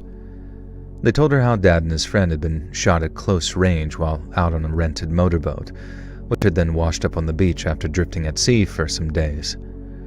Neither the English or Spanish police knew exactly why Dad and his mate had been murdered, but they reckoned it probably had something to do with the cocaine residue they found in some of those empty sports bags. Mum was stunned. Stunned. Fucking hell. It's kind of weird, like, you know how like people, you know, like loan sharks? I was always thinking to myself, like, I could never be like a loan shark, right? You give your friend like a couple $1,000s, right? They say they're good for it, mate, and then they don't pay back on time. So you come around and give them a bit of a jostling to like get the money back, right? And then they don't pay it, and then eventually you just like take them out to the Spanish Sea so they can swim with the fishies, swim with the swordfish. But like, I don't know, that just seems like such a headache. Like, I almost like wondered to myself if those loan shark characters almost like secretly look forward to the people not being able to pay them back. You know, because you think you would do a bit of like,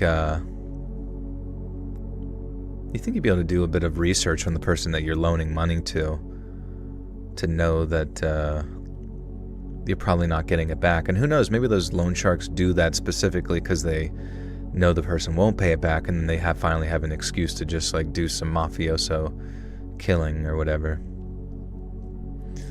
What Tony Soprano does it have you take out as much property as you can on credit and sell it cheap? What?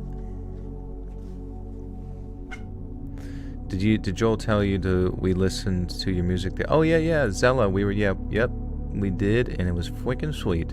Yeah, if there's ever like a song that you want us to check out together on the stream, like a new one that you put out that you think people might like, we can absolutely react. Live reaction. And it's just a picture of my chair. I went to go poop. Was watching Street Beefs and a dude from Pennsylvania was fighting and he looked like a Joel. So now that's what you look. A Joel. What does a Joel look like? Probably dangerous and flicking hot. Chair reacts. Have you guys heard the Reguero? What's that? Us crib fiends get so desperate we end up teaching our girlfriends how to play.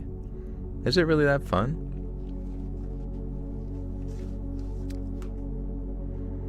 Have you heard the reggaeton 2025 hottest summer? I've not heard it.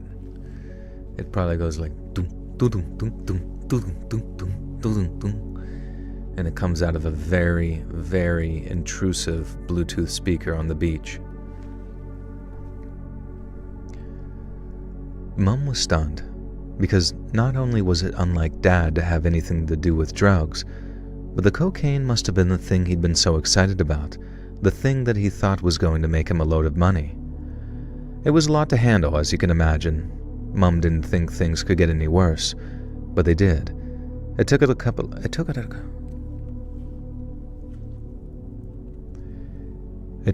of weeks, but they got much, much worse. About a week after those two liaison officers popped round to talk to Mum, they called her back with some very unwelcome news. Greater Manchester Police had obtained a search warrant of their Have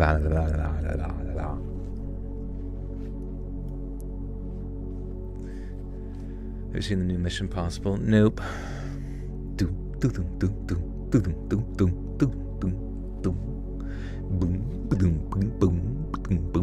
That's everywhere I walk. That's the song that emanates out of my body. Just like a really deep bass that sort of like boing, it like resonates through everyone's nads. Boom, boom, boom, boom, boom, boom, boom. And I'm just like absolutely floating everywhere, strolling my ass. Do I get a lot of story submissions? Yeah, over on the let's read submissions at gmail.com. It's a very sploinky beat. Yeah. Oh, it jiggles. Honestly, the jiggling might be where the noise comes from. The cheeks clapping together.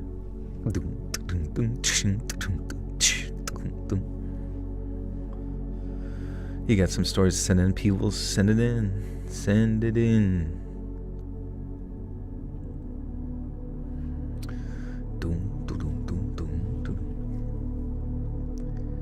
Greater Manchester Police had obtained a warrant to search our house, top to bottom, because they suspected Dad was involved in a murder that had happened before he himself was killed. And Mum said the stress was so bad that she thought she might miscarry. She didn't, thank God, but it was that bad. All these policemen walking around the house, searching every nook and cranny for God knows what.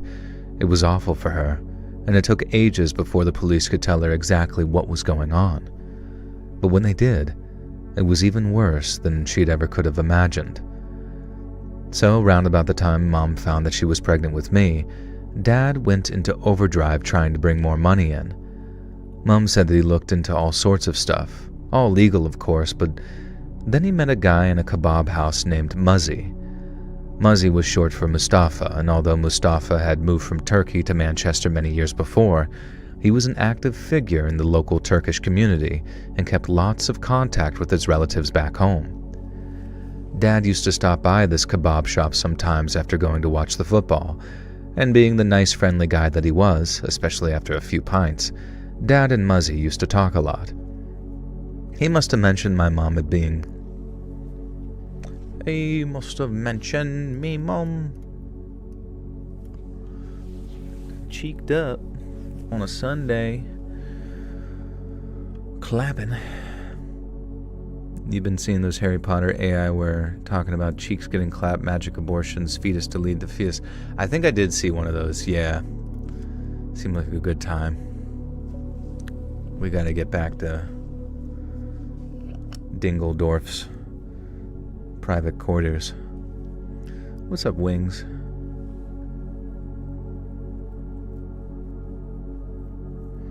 Let's rehearse a story about losing a game of cribbage with some wretched little fire god from the deep, dark Brazilian jungle tribe of cannibals.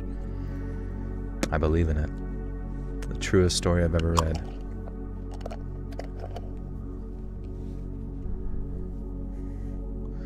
Alright. Dad used to stop by his kebab shop sometimes after going to watch the football. And being the nice, friendly guy that he was, especially after a few pints, Dad and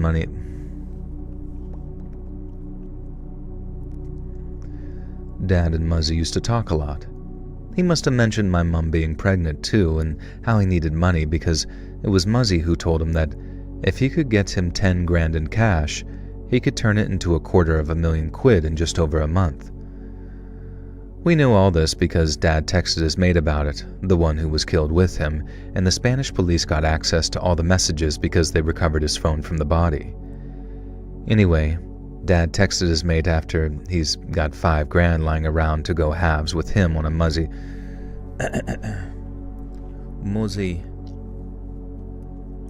muzzle bottom. Oh man. I need to be like stretched. And then contracted. Like a whatever instrument Weird Al Yankovic plays. Anybody got any gold chicken thigh recipes? Thinking to do those smoked. Not sure if chili lime would be good with thighs. Yeah, try it, dude. I mean, really anything goes with chicken.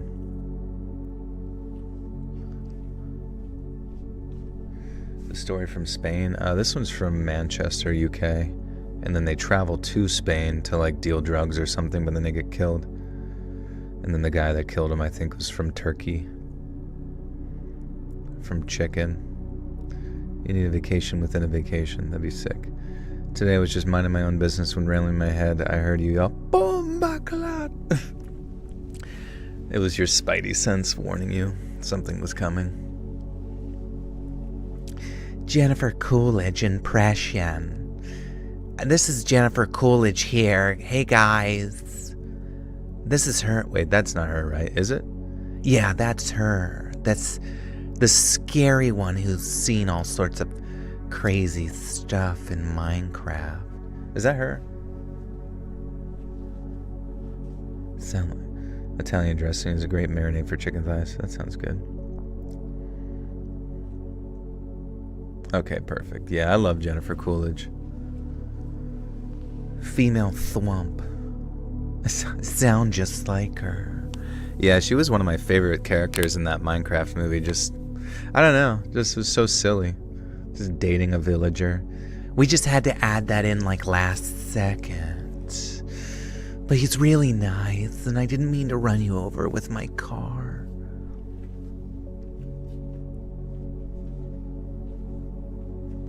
She's been doing an impression of her hot dog thing all day. What are you talking about? She had a big hot dog. How's Kitty? Let's check. I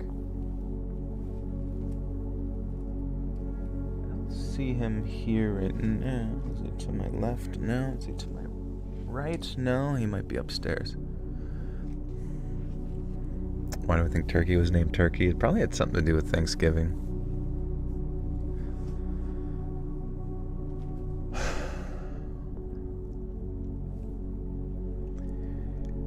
Anyway, Dad texted his mate asking if he's got 5 grand lying around to go halves with him on Muzzy's little investment plan. My dad's mate was obviously mega skeptical about the whole thing. Like my dad, he needed time to get that amount of cash together, and he wanted to meet Muzzy to discuss it before they handed it over. But after they did meet to talk it out, it was full steam ahead.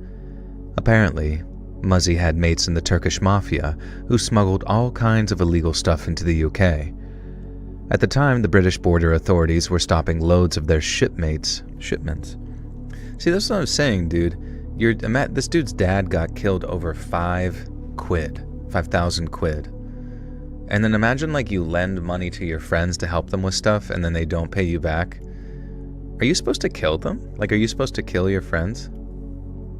Is that how it works? What are you supposed to do? Like, what do I do? Do I just break their kneecaps back? Do I just like get really mad and shoot them in the head? Do I shoot them in the brain? It's so hard to know what to do when people owe you money. If you're a gangster. If you're a true gangster. Thus is the rule of the jungle. Backdoor your homies. Yeah, I hope they're ready for back shots for my 9. Apparently, Muzzy had mates in the Turkish mafia who smuggled all kinds of illegal stuff into the UK. At the time, the British border authorities were stopping loads of their shipments coming through bigger ports, but that made it easier to smuggle smaller shipments of things like cannabis resin through smaller UK ports. And through his mafia connections, the 10 grand in cash would buy a pretty sizable, but not easily detectable amount of product. Motherfucker.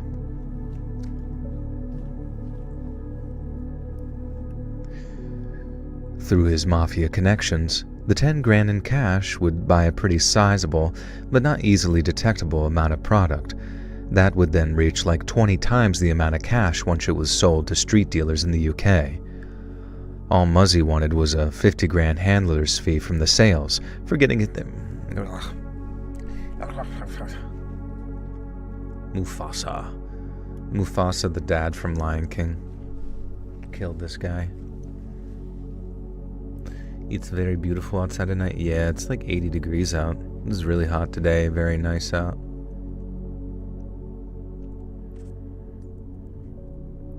You missed the Silk Road. Did you used to go there? Is getting double skunked from home street after the gnarliest 16 in the crib ever seen on the seas? Are you schizophrenic? Turkish Mufasa.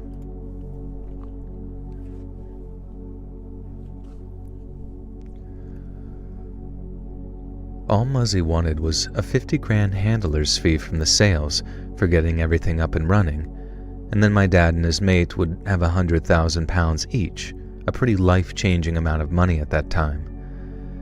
And so Dad and his mate get the money to Muzzy, he gets it to his mates in the Turkish mafia, and then everyone has to wait while the wheels are in motion. 1 week goes by, then 2, and all the while Dad and his mate are getting more and more excited. And then one day, Muzzy calls, but the news isn't good. The shipment, their shipment, was gone.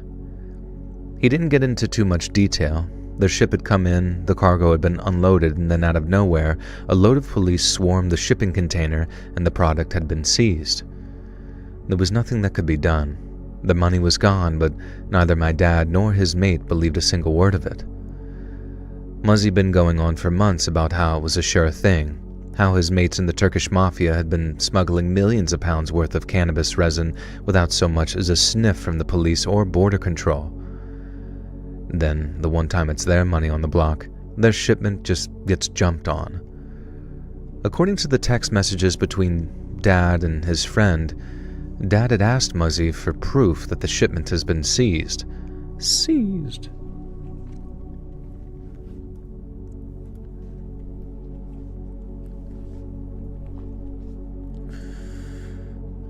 Subscribe or get bent. You know the deal. You know the rules. Double skunked is like being taken to a swimming hole by RFK Jr. Today I'm drunk and I can finally tell you that I always read in a deep state of drunk ass. Today I'm drunk and I can finally tell you that you always read in a deep state of drunk ass. Wait, you're in the deep state? You're part of the deep state? Sorry. Sometimes I just be barking. What's Zella's channel name? She is in chat, I think, and it's just her channel. All capitals Zella, I believe. She's the local celebrity around these parts. Soon to be, that is. DMX. Arr, arr. Yeah, motherfucker. Listen up. Zella gonna give it to you. Such a dainty bark.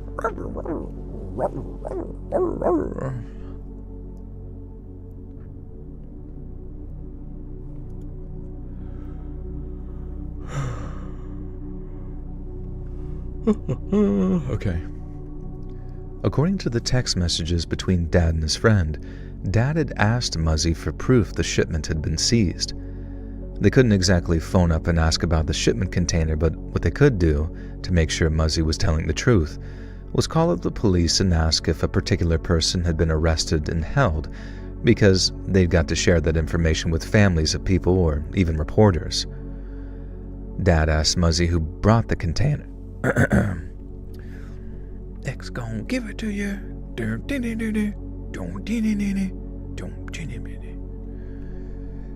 Dad asked Muzzy who brought the container in and if they'd been arrested, but Muzzy claimed not to know any names aside from his mates in the mafia, and he's not giving those up for anything. He said if they confront another 10 grand, they can try again, but aside from that, they were out of luck. Personally, I think it was the last bit that really drove Dad around the bend. He was absolutely convinced that Muzzy had robbed him, so all the offer of a second roll of dice was sort of like, I think you're that stupid that I reckon I can milk another 10 grand out of you. And he and his friend were furious. So they hatched a plan to get their 10K back from Muzzy.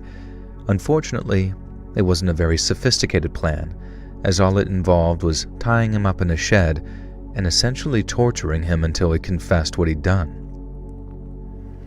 They told him that they were up for trying another shipment, only double this time to recoup their losses. Muzzy says okay, and then agrees to meet them somewhere to pick up the cash, and that's where Dad snatches him. He snatched his snatch. Believe it or not, his snatch got absolutely snatched. That's what happens to cribbage cheaters. This is what happens when you cheat in cribbage. My favorite game. Pitting wit against wit, people against people, father against stepfather.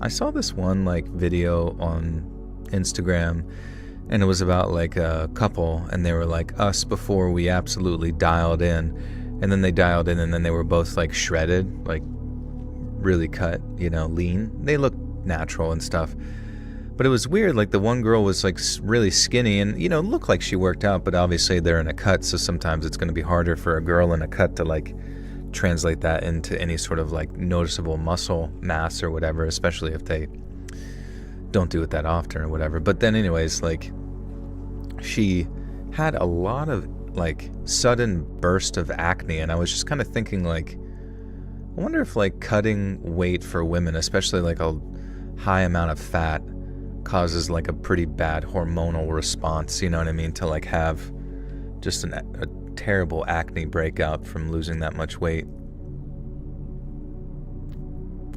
Why Files annoys you? Why? What happened? He's my favorite. He's my favorite YouTuber. We're starting a show together. It's called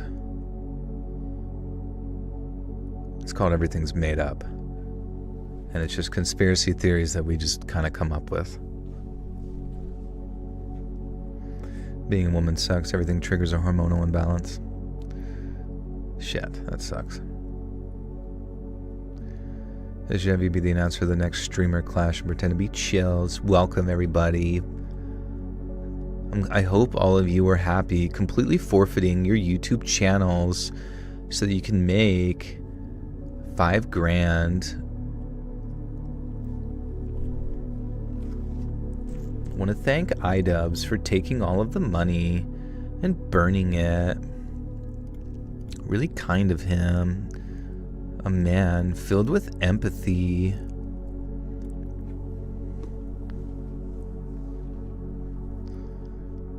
Okay, they told him that they were up for trying another shipment, only double this time to recoup their losses. Muzzy says okay, then agrees to meet them somewhere to pick up the cash, and that's where Dad snatches him. He and his mate then tortured Mufasa with cigarette lighters, burning his bound hands and feet, but Muzzy wouldn't confess. They kept going, beating him up and burning him, and he gave them his bank details so they could take whatever money was in his account, but he still wouldn't confess to scamming them. The police don't know exactly. The police don't know exactly what happened, but it's like super scary. A weird YouTuber sounds like that and I cannot stand it. Who? Who is he? I'll find him. And I'll kiss him on the lips. The girls have Mr. Ball on right now. The youngest is obsessed. Nice, dude. He is a good angelic man. Sent from heaven to free us from the scourge. Mufasa, question mark? Yeah, that's... Wait, that was his name, right? Early in this story. Mufasa. Mumfasa.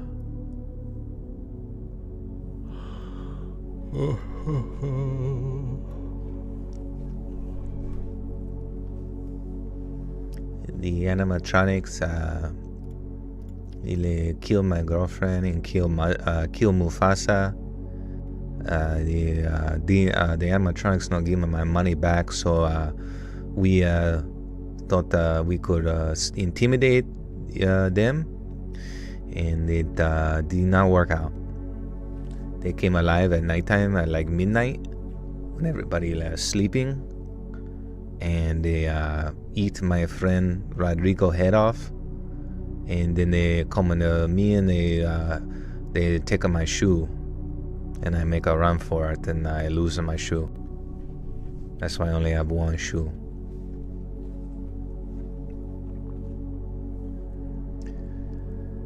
The police don't know exactly what happened next, but Dad didn't end up taking any money, and Muzzy's body was found a few weeks later, so we think Muzzy died somehow while being tortured, and Dad was forced to dispose of his body. That's why they didn't touch his account, because emptying it would point the finger of suspicion at them if Muzzy's body was ever actually found. After that, Dad and his mate took a drastic decision. Took one or made one?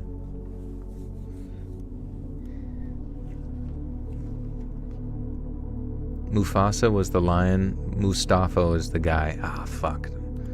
I fucked that up. Should I go back and change it, or would it be funny if I left it as that? Melissa Majors, welcome to the Buttersock Cult. You now have access to bonus content. Alright, we'll leave it.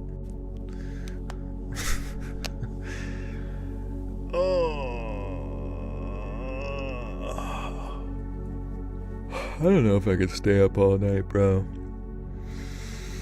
If I do stay up, I feel like I'm gonna get to like 10 a.m. and then just be like... And that's just gonna like fuck it up even worse.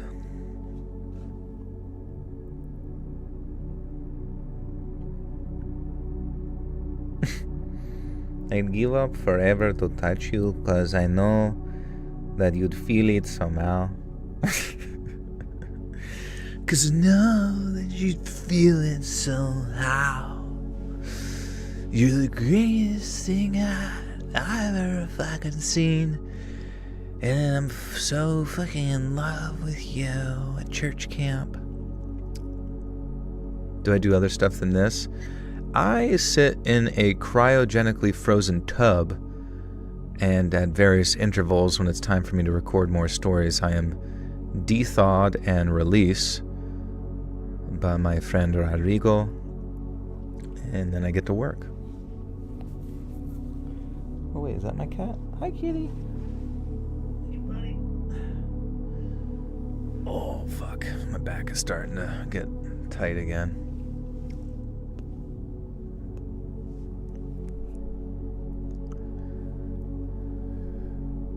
After that, Dad and his friend took a drastic turn. No, that doesn't make any sense. After that, Dad and his friend made a drastic decision.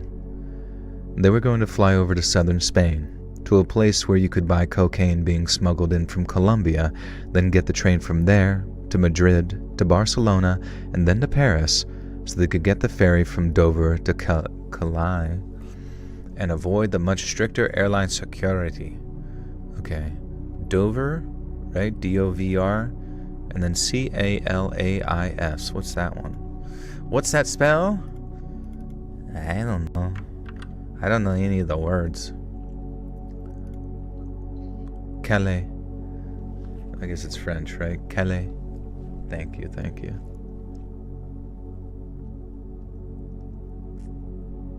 Good night, Spooky. Take care. Take the best of care. I love America so much. Our military is preparing nukes for Iran, but we're also just listening to scary stories here. I know, right? I mean, what else are you supposed to do? There are bigger players. There will always be bigger players than you around you at all times, and all we can do is, I mean, think about it. Like, you could be in the military sitting in a foxhole waiting for people to send you to go die, but those guys will probably just be sitting there playing Cabbage, or whatever the fuck that stupid game was. Oh, mate, did you just cheat at Cabbage? I should put you down myself. What, I mean, I never cheated. And then all of a sudden you hear air raid sirens. Oh, fucking hell. Well, you're gonna be going up over soon. I ain't going up over, you going up over. Nope, not me, no how, and I've got seniority. You go die. Fuck this. You suck at Cabbage anyways. It's cribbage, you idiot. You bumbling bollocks. They were going to fly over to southern Spain, to a place where you could buy cocaine being smuggled in from Colombia, then get the train from there to Madrid, to Barcelona, and then to Paris, so they could get the ferry from Dover to Calais and avoid the much stricter airline security. I don't know how solid a plan that was, but it obviously didn't go down for my dad like that, because after meeting someone out at sea on this little rented motorboat, he and his friend either got double-crossed right there, or had their cocaine stolen when they were on their way back to land. The empty bags with the cocaine residue make me think that it was the second one that they got in. Do you guys remember in that movie Scarface? It was kind of like that entire block was what like Grand Theft Auto Vice City was based on. But at one point they got to go up there to make a deal. And then they get double-crossed. Their friends aren't paying attention, right? And then the one friend gets like put up on hanging from like the curtain or whatever in the bathroom. And then he gets killed by a chainsaw. But then the whole time, you know, Tony Montana, or how does Tony Montana? Oh, fuck you, man. Fuck you, man. Like Tony Montana. Like he just is cool with like his friend getting chainsawed to death because he's fuck you, man. And I don't know, I thought that was really unfortunate that he had to let his friend get chainsawed to death, you know what I mean? Like that sucks. Fuck you, man. I just parked my semi, so I'm done for the night. Thanks for keeping me company, guys. Good night. Hey, see you, Jawad. Take care, dude. Safe travels and sleeps. Tony Montana died because he cheated on cribbage. This is true. Fuck a cockroach. What do you think they work on at Lockheed Martin or Lockheed and Raytheon? Probably all sorts of random technologies. Shit that flies up in the sky, and there's like a satellite that like monitors everything you do, and it can, missile targeting systems and the softwares that go into those missile targeting systems. And I do remember hearing that the Lockheed Martin guy, didn't he say in the 90s that we had like the technology to like take ET home at this point? Some shit like that. I don't know. I just remember it was really kind of like slightly concerning that I think like one of the top guys, either at Raytheon or Lockheed, one of those military contractors, they were like basically saying like the next 3 years is going to be like majorly increased sales, for those companies. And it was just really weird because it was like it was just very casual, you know what I mean? Like this intermixing of like the unfortunate aspects of like sending young people to go die at a war or destroying and displacing an entire country's, political system, but then simultaneously having like the, billionaires that are indirectly responsible for it, or, allowing it to continue onward, just like sitting there like proudly being like, our profit numbers are about to skyrocket. And I don't know, all of it just like felt so creepily dystopian, you know what I mean? 5 milliseconds instant vaporization rice. Yeah, can you imagine? I guess that's the best way to go out, huh? Why can't everyone be peaceful? I don't know, I don't think we ever were peaceful, I guess. And, if you really sit there and think about it, we've kind of created this monster with companies like Lockheed and stuff where the goal is never to like maintain peace, right? So it's like we always just like have to like perpetually have some degree of enemy, whatever that is. But the frustrating thing to me is like, well, can't we just make something up, right? Like some sort of otherworldly threat, right? Instead of having to just like destabilize the Middle East and all of like Israel's neighbors and shit, can't we just like say asteroids are coming out of nowhere? Wouldn't that make sense? Like big asteroids we're now going through a huge fucking pile of asteroids or something like that, you know what I mean?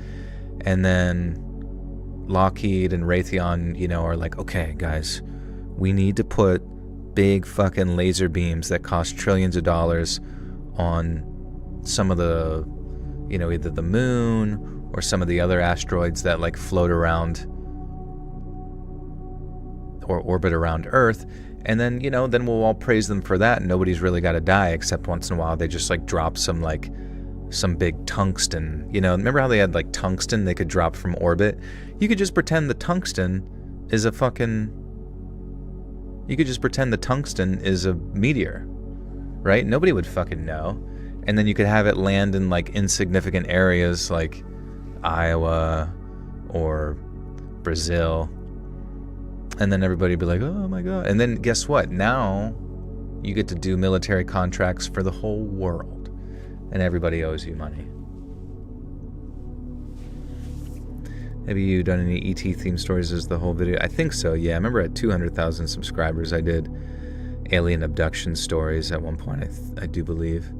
That's really the Reagan NWO script speech from 87, 88. Oh, perfect. Well, we're on the same page then. It looks like we got the right idea. So, but I mean, you think about it.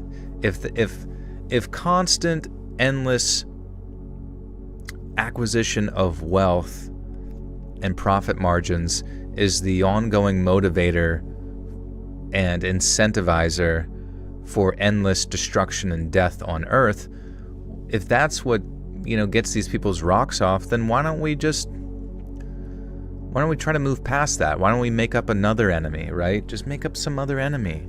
Something that's just like dangerous but sort of like abstractly inhuman, and then just make a shit ton of money doing that one.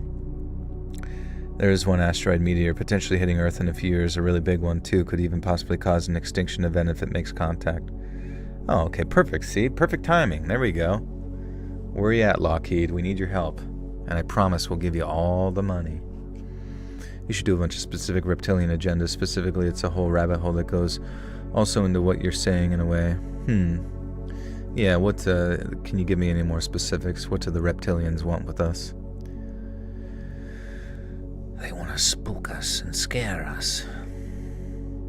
To create a fake reason to build the world for all its resources and propagandize fear. Yeah, there you go.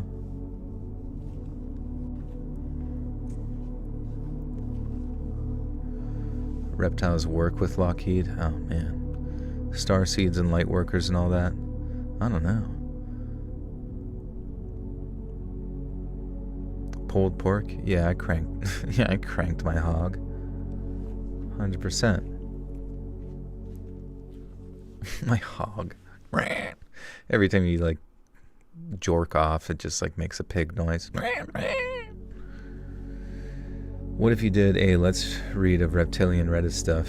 I mean, is there any reptilian stories? I remember one time we read some story where, I think it was from Reddit, honestly recently, where they were on the dance floor and the girl, like, kept seeing, like, the person's face, like, change into its true form. Squealing and dealing. I always believed in love. I was brought up with love and have passed that on to my children. The world is evil, but us, that spread love, are the chosen. That's what I've been saying, bro. Unfortunately, some of us really love to blow shit up, so... Our love... We have a different love language, and that love language is... B-2 stealth bombers. The reptilians are called vril lizards? What? You can't just change the name. Reptilian rabbit hole is biblical? What do you mean? Like going back to like the serpent of Satan or something like that? There's just something about that boom. Boom! Boom, boom, boom! I love shock waves. The reptiles are not biblical. What? Can we come to a conclusion, guys? As a family, can we decide if reptilians are biblical or not? Ready, cast your vote. The empty bags with the cocaine residue makes me think that it was the second one that they got intercepted somehow. Because if the people they bought from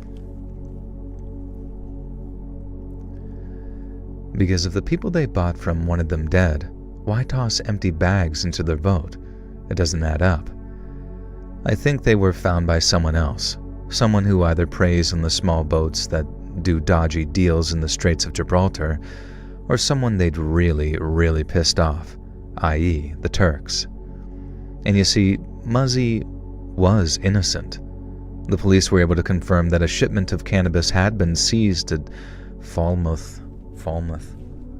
Where's Ollie? How do you say Falmouth? Falmouth? Bring the boom! Boom, boom, boom, boom!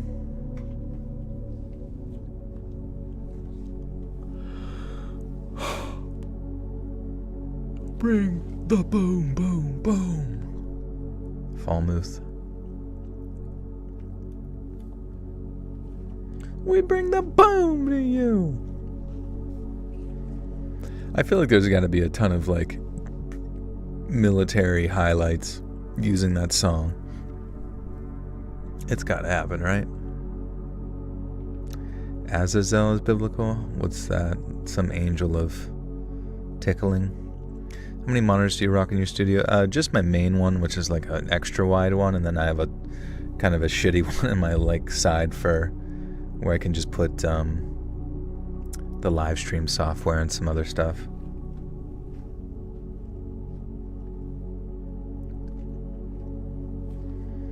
We have found metal that doesn't exist on periodic table that the government had to release.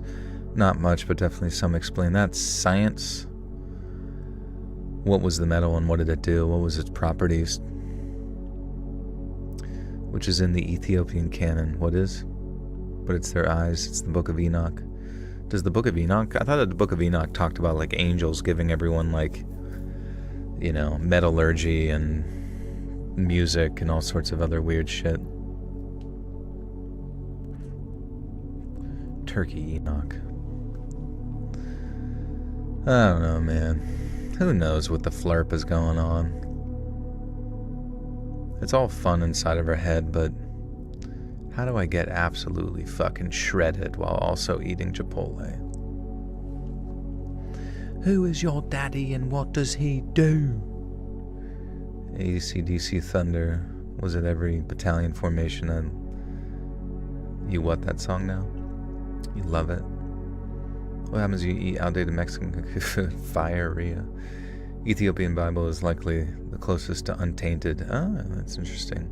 Interesting then that you don't really see the Book of Enoch. I mean, why would they talk about the Nephilim in like Genesis?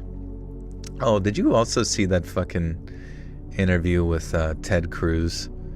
Like appealing to the Bible to convince people that they should go die in a war.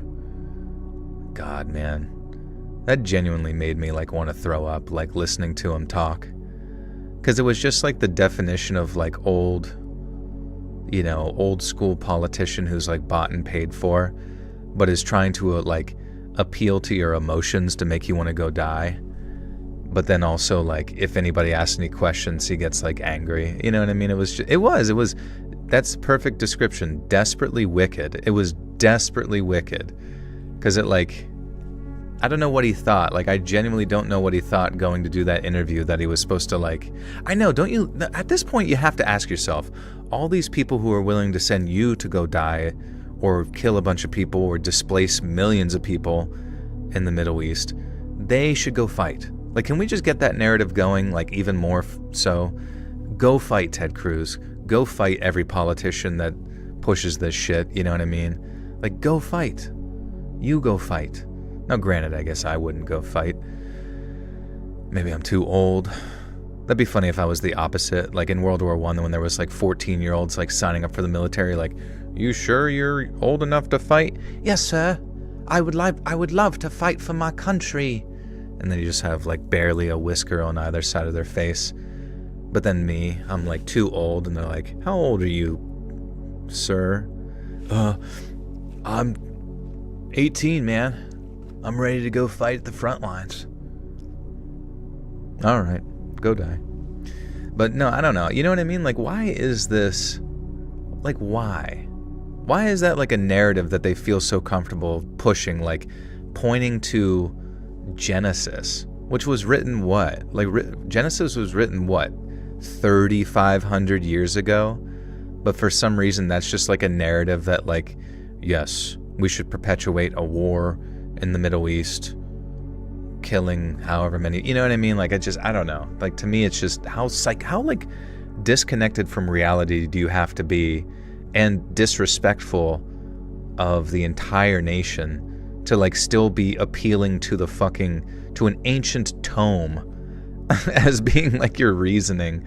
Like, maybe he thinks we're in like Warhammer 40K, but I mean, news fucking flash, like, we don't really have an emperor as far as I know, so it's really hard to appeal to the morality of like religion to, you know, go kill your people. I don't know.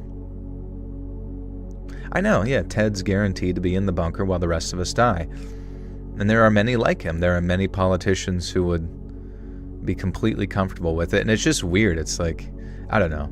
I did see something recently, or like in the past day, where they said they hit specific sites in Iran related to the production of nukes or whatever. And I apologize for my ignorance. I'm curious from you guys. But like, is that it? Did we win? Is it mission accomplished, or is it literally just, is this the opening? You know what I mean? Is this...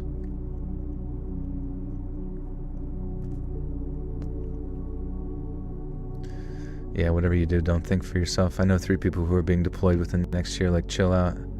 Yeah. Dude, that's fucking sad, man. Fucking sad. And Boop, thank you for the 1239. Says, I have been having lots of dreams come true recently. I hope my childhood nightmares don't come true. Apocalyptical night terrors, and that's why your content puts me to sleep. I remember having like a weird dream years ago. It was probably the only time I've ever had a dream like this, but it was like biking. And this was, I think, back in like maybe college or something. And who knows, obviously you can compartmentalize. Everybody's been thinking about nukes for fucking ever, right? But I just remember I was biking, I was like flying, it was a nice like summertime, and then in the distance just a huge like mushroom cloud like, you know, exploded. But it was really strange because the way that it exploded, it created this like flat, like it turned everything into like black and white, and it was like flashing black and white. Like it was just a really weird dream where I'm just like staring at the nuke in like disbelief, but everything around me and everything around it was just like flashing black and white, like there was no color present at all except this just, I don't know, it was very strange. All right, sorry, can we talk about something more important? Sorry, I'm just curious. I'm actually, setting aside the philosophy aspect, I'm just curious if the strikes mean that like that's it, war over. Is it actually, Jeremy? Do you think so? I'm not even being like, I'm not even joking. Like I know that there's many of them who want the war to keep going on because there's money to be made and people to displace, but at the same time it's like I ran close to the strait. Okay, so what's that? Yeah, what does that mean strategically? In the dream I was an old man. Oh, okay. Iran is full of Messianic Christians. They're being slaughtered all through the sector of the world and abroad. Interesting. Yeah, what are going to be the songs of war? You know, in Vietnam we had like Fortunate Son as like a Vietnam War song. What are we going to have for World War III? Is it just CXC Charlie or whatever her name is? Boom! Bring them boom! I had a vision in a black and white universe where all the trees were dead and black, jet black, and the sky was white. Then a giant serpent flew at me and consumed me. Vision over. Vision.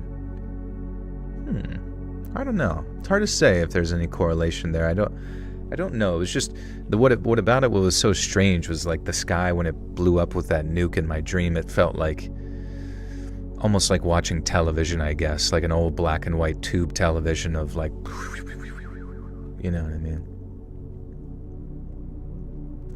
Charles XCX Xavier.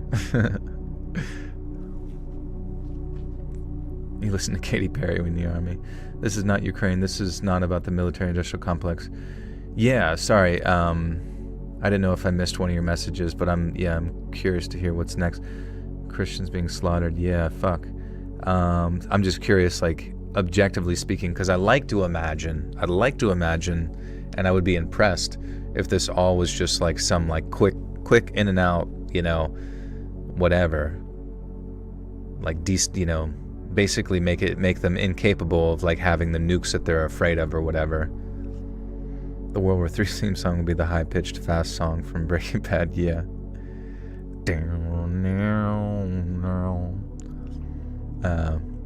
Have you ever had a dream with a smartphone in it? Not that I recall. Yeah, I want to see James Charles do like a, this is my World War III makeup haul. This is basically what I would put on. It's not too matchy. Who's my favorite artist? Something a bit lighter than war and stuff. You want to listen to one of their songs? Let's listen to one of their songs.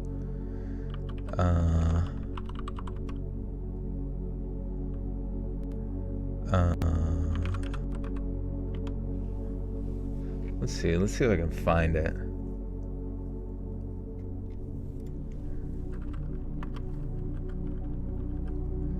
We can listen to it, and it'll be way more cool. And I'm sorry, I didn't mean to talk about negative stuff. I'm just like you guys. Like, I get caught up in the bullshit, you know.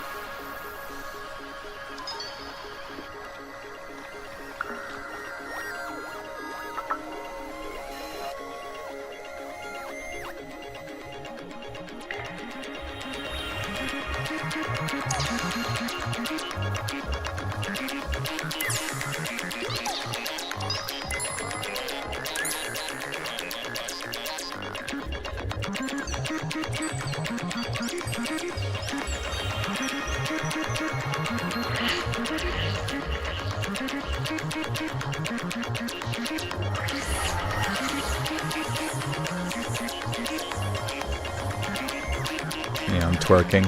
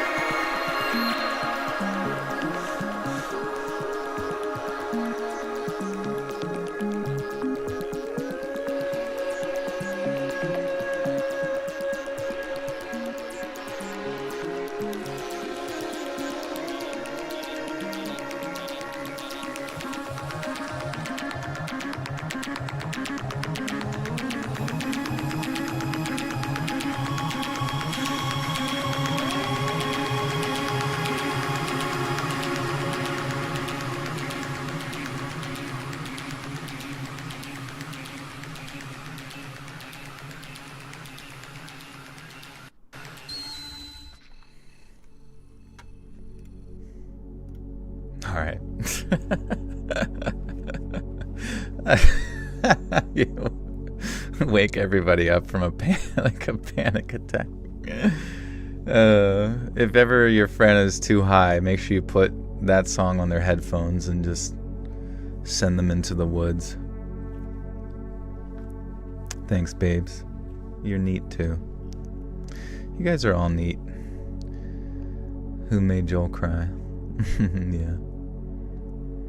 I'd be crying all day. Dude, when my back was hurting, man, I was like trying to get out of bed, and it was just like one of those feelings, like, I don't know. It was this weird mix of like incredible pain, but it was also like a feeling of like I'm never gonna be the same again, you know.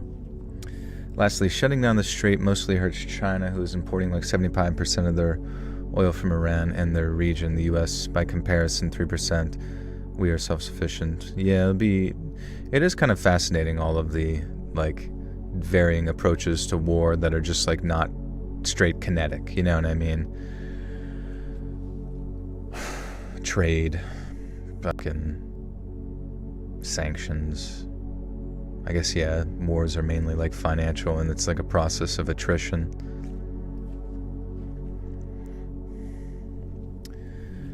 Roll over overnight, you're getting to that age, buddy. Yeah, but if anything, it's just opening my mind to the fact that I have to be like more aware to what my weaknesses are. So like now that I've figured out that my like lumbar spine is like has somehow figured out a way to be compromised, I'm not going to slow down, right? I can't slow down and take it easy, because then all you're really going to do is exacerbate those same types of weaknesses. So all that means is that I need to like focus on that weakness around the lumbar and like strengthen it up so that I can, you know, live like I normally would and be symptom free, you know.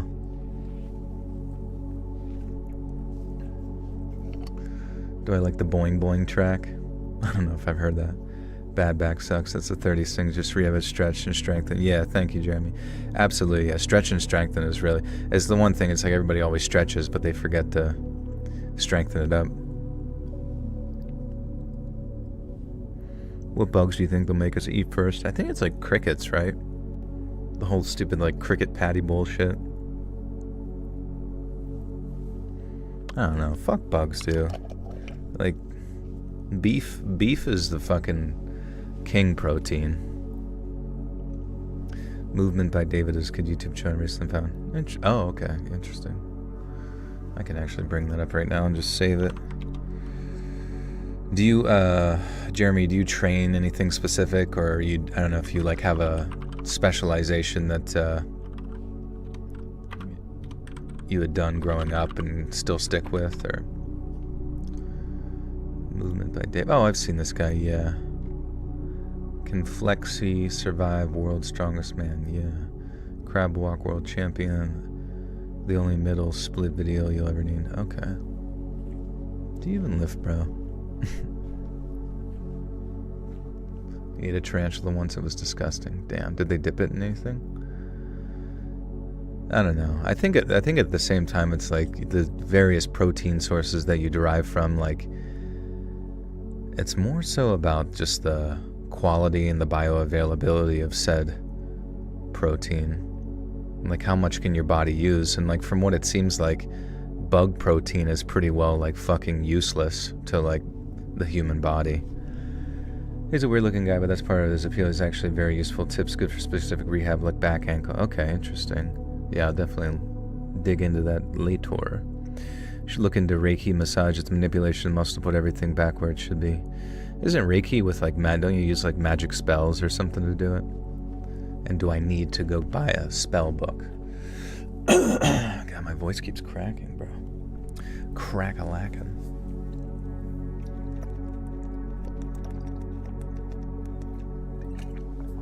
Cum protein, bug protein, choose. What about cum from a bug? We got options. Crackle puss. You see, Muzzy was innocent. The police were able to confirm that a shipment of cannabis had been seized at Falmouth Harbor, so Muzzy wasn't lying. Wow. The police were able to confirm that a shipment of cannabis had been seized at Falmouth Harbor, so Muzzy wasn't lying, and my dad had tortured him for nothing. I just pictured these Turkish gangsters, already annoyed that their shipment got seized, and then one of their associates gets kidnapped. What the fuck? Acupuncture feels better than sex. Yeah, you know, I've had like a friend do it where they connected like the nodes, you know, or whatever, like electrical nodes to it. And it was interesting, but I don't know.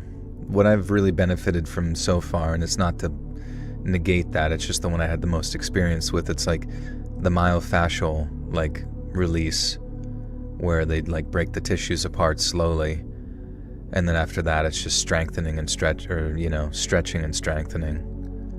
That's really the only way I can like approach it at this point. You break the tissues apart, and then you stretch them, and then you make them strong again. It's just sort of like deconstructing and then rebuilding. Drinking from a flask. I wouldn't mind it. Massage is the best. Cupping is pretty good. Yeah, it's interesting. I mean, really, I guess any way to enhance blood flow, because that's really when I hurt my ankle, I rolled it really bad one time to the point that it like cracked, and I could like not walk on it forever. But the only way to like have healed it essentially was going back and forth from like ice bath to like super hot water, not like hot enough to burn, and it was kind of like that back and forth of just like dilating and what do they call it, like compressing of the blood vessels to like enhance blood flow. Yeah, so it's like if you just imagine if you have like a bathtub and there's like maybe you could sit on a chair besides the bathtub, or you can sit on like the little wall that creates the bathtub, and then you have the faucet coming out of the wall, and then you initially turn it to the coldest setting, right?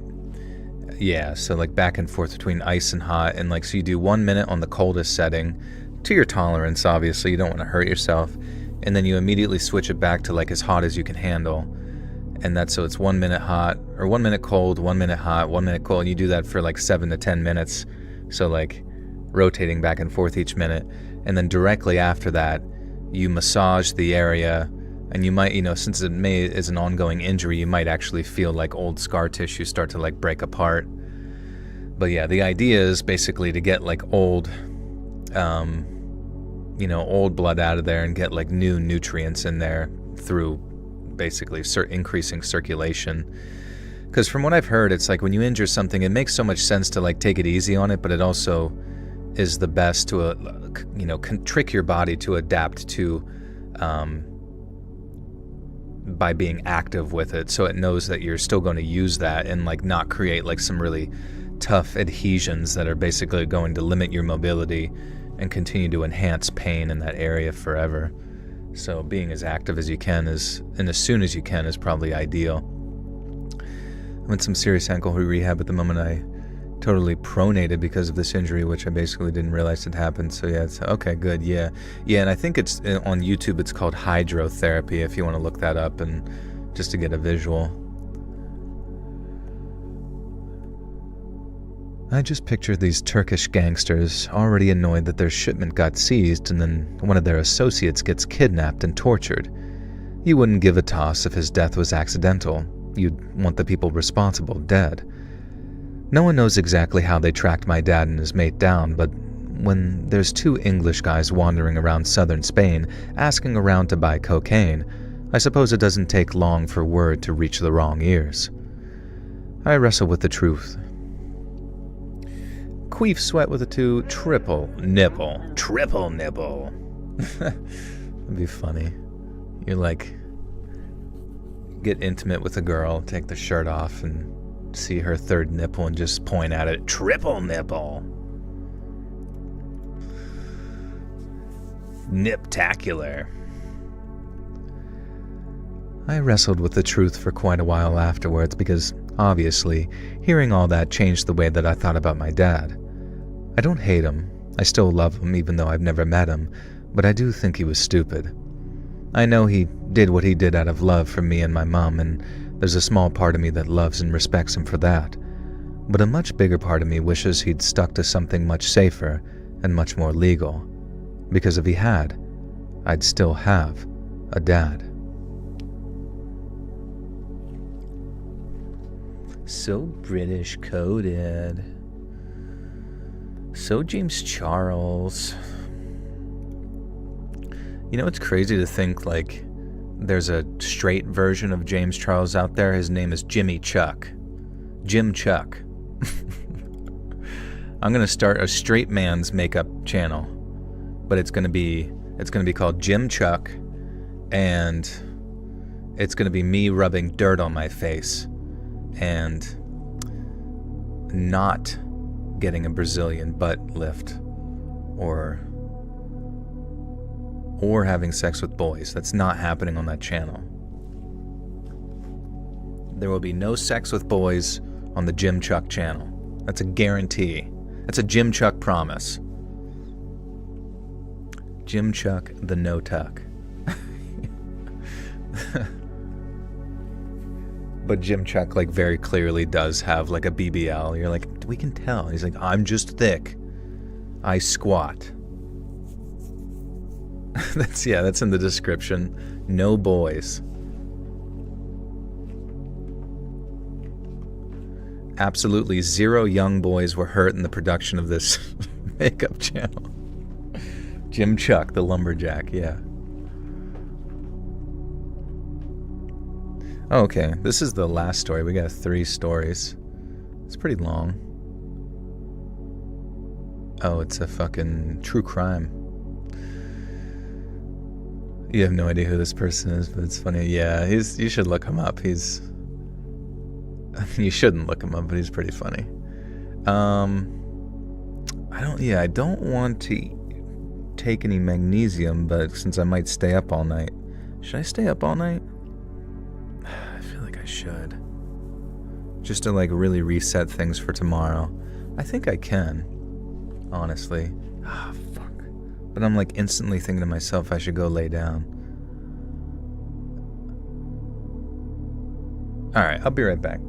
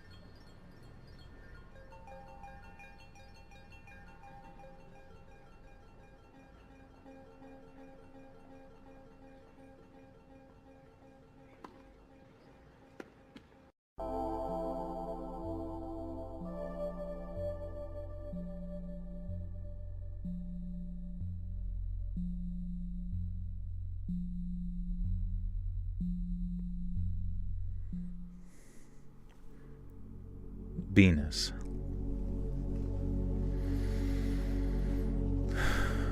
You fell off an exercise bike but didn't break your nose. Damn, what happened? Ow, what the hell?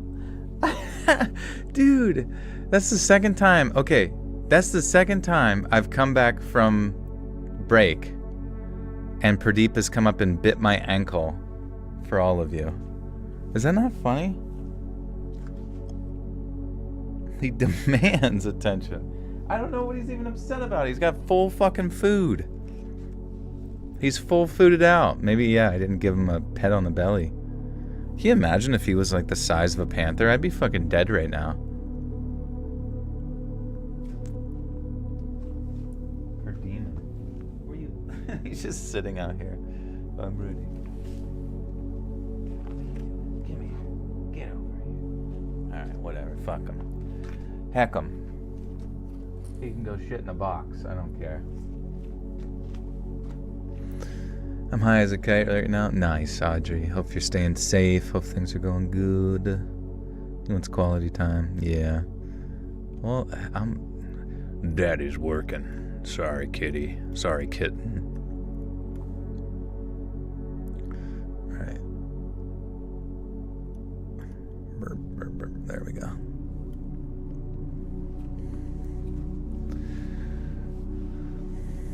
Yeah, I know. Cats want your food. Your soul. They want everything. But even then, that's not pleasing enough for them. Sound like Beetlejuice. That would be funny. Beetlejuice talking about his kitten. Beetlejuice wants shaboing boing.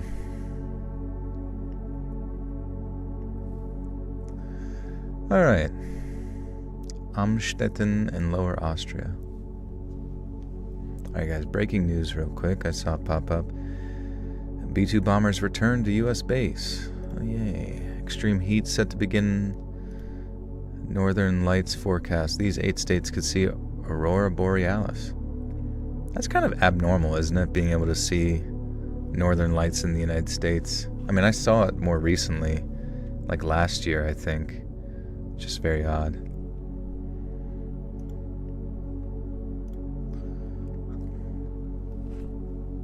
The sun be flaring these days. I know, isn't that crazy? How active is it? You see it frequently. That's crazy, but probably never in your life until more recently, right? Alright. How do I say this place in Austria? Amstetten?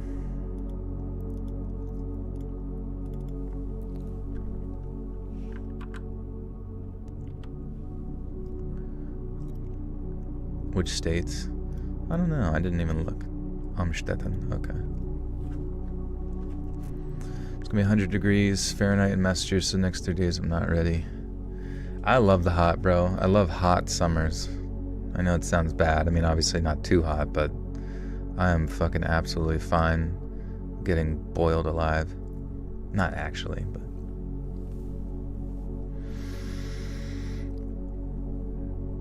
In the small city of Amstetten in Lower Austria, there stands a gray 3-story building consisting of a regular family home and an attached apartment building.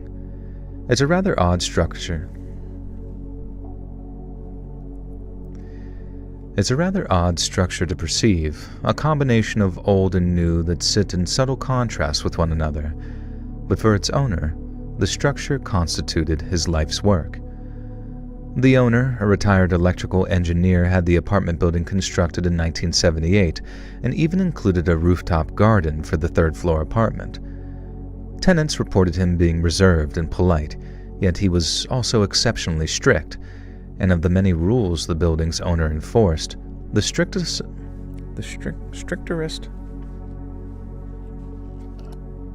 What's up, Rafaela? How goes it? I'm doing good tonight. We're doing good tonight. Real good. You know this story?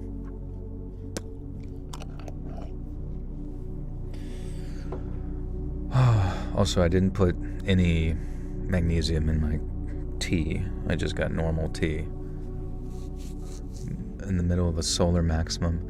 I thought we were going into a solar minimum soon. And that's why, like, when people said about the global warming or whatever, we're actually going to be going to, like, a global cooling stage because of, like, sun activity or something like that. I don't know. The owner retired? Oh, yeah, here we are. Wait.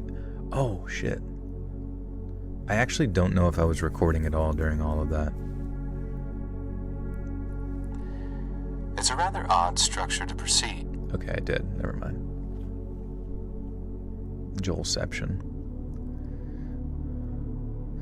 Extreme cold is part of climate change. Yeah, but I think a part of the climate changing overall that a lot of people kind of completely ignore is just like that giant ball of fucking gas in the sky and all of its activity and its interaction with like the earth. Everything from like, you know, weather and chaotic events to like, you know, the tectonic, interacting with like tectonic plates and that kind of shit causing earthquakes. Like there's literally science that exists where you can see the sunspots on the sun, and based on like where those are and where like the what are they called, like the expulsion, whenever like, okay, so you have the sunspots, the little black spots in the sun, and sometimes they have different polarities, and then shooting out of them are like, I don't think they're called, are they called solar flares? Yeah, sorry. So they're called solar flares. So they pop up out of the one sunspot, that's one polarity, and then they go into the opposite polarity, and those are those giant snakes that come out of the sun that are like bigger than many, many Earths, obviously. And like sometimes two of them come out at the same time, and then they fucking smash into each other. And when those smash into each other, they do what's called a coronal mass ejection. And basically it flings all of this like radioactive material from the sun to Earth faster than the speed of light, and it usually takes like 3 days to get here. And then when it gets here, it interacts very heavily with our magnetosphere or whatever that goes around our Earth that protects us from all that crazy space radiation. And some, obviously at the poles is where it's like thinnest. So like that's why you see the aurora borealis and the skylights and stuff, because it's almost like that, you know, radiation is flying over top of the Earth and like interacting and creating those like that light show, which is like fantastic.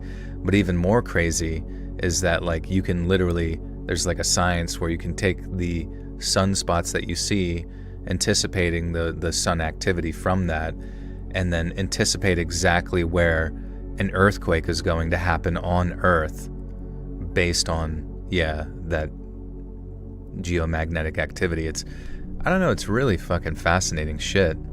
And honestly, I think a lot of like climate scientists completely ignore the sun for the most part, or whatever.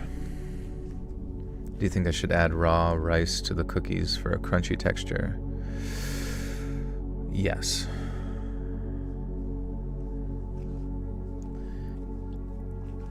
Yeah, there's an interesting YouTube channel called Suspicious Observers that goes over all of it. And it's really, I mean, every day they cover that kind of stuff. Suspicious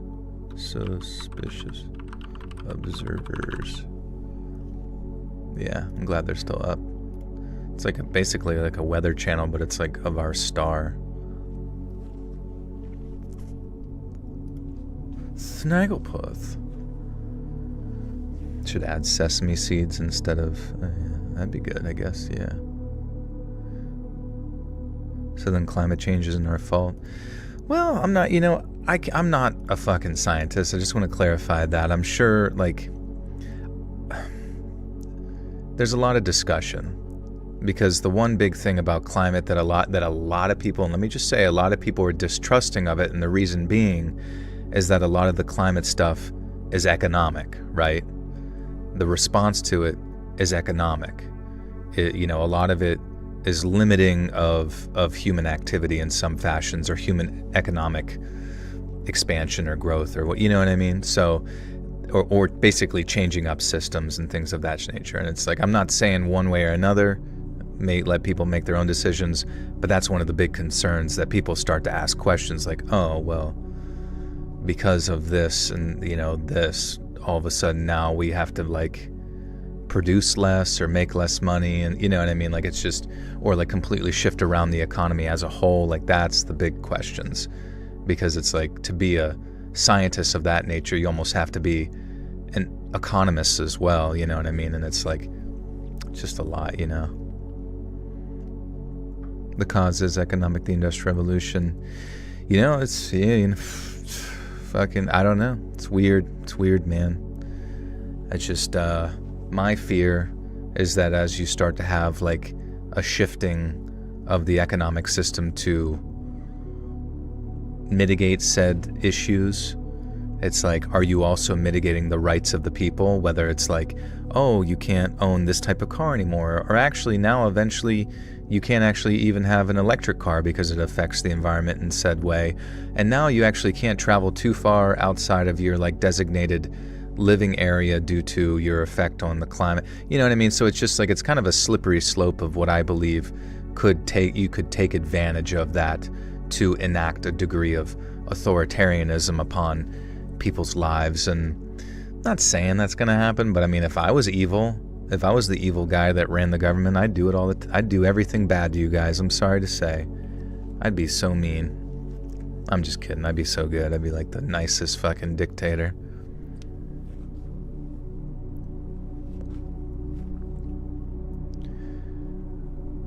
The owner, a retired electrical engineer, had the apartment building constructed in 1978 and even included a rooftop garden for the third-floor apartment. Tenants reported him being reserved and polite, yet he was also exceptionally strict, and of the many rules the building's owner enforced, the strictest of all was that which forbade tenants from entering the building's basement. You see, the owner of the building was a man named Joseph Fritzell, and he had a dark, dark secret. Joseph Fritzell was born in Amstetten. Is it Joseph Fritzell? Are you guys familiar with this guy? That's how you say it, right? Joseph Fritzell.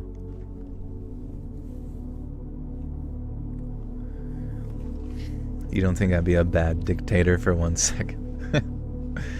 Do you think I would be a really super nice supreme chancellor? The most loved, the most compassionate. I mean, that's how they'd write me, and that's how I would have them write me in the history books. If they wrote me any other way, I'd erase their entire lineage from history. And the next 3 generations in work camps. Guys, listen. I have to overstep my authoritarianism for the greater good, guys. It's for the greater good. It's to, like, protect you guys from yourself. The dancing dictator tells the best. Yeah, if you just get up there and you just dance as you like, we're going to war again, we're going to war again. Yeah.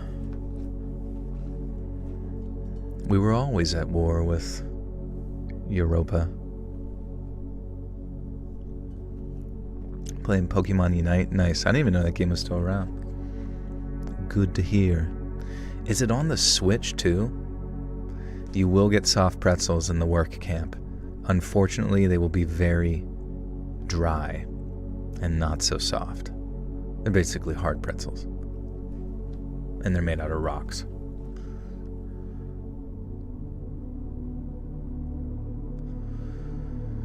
What's the first thing you would do if you were a powerful dictator, Joel? Let's see. What would I do? Maybe I would get rid of, like, lobbying. Just absolutely, completely change up the process in which lobbying can occur within...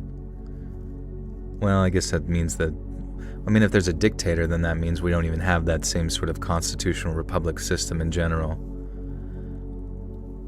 Maybe I would just restructure everything so it's, like, completely foolproof. A completely foolproof constitution that cannot, and government that cannot be like usurped or like infiltrated due to a series of many moving parts that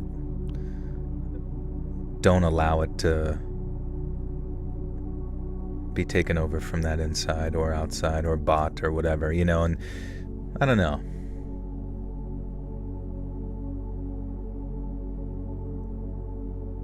Yeah, I don't know. I'm dumb. I don't know anything ever. Don't listen to me ever, please. I would outlaw all cheese and rename all capital cities to cheese names, just so we remember the good days. 2 out of 10 dictator. Do not leave me a bad review on dictator.com. Yeah, first decree as dictator, 2 chicks at the same time. I politely asked Todd McFarlane to re-release the Wonder Woman CE figure and ensure it gets a UK release. You need a time machine for that, man. We can't live in a perfect world.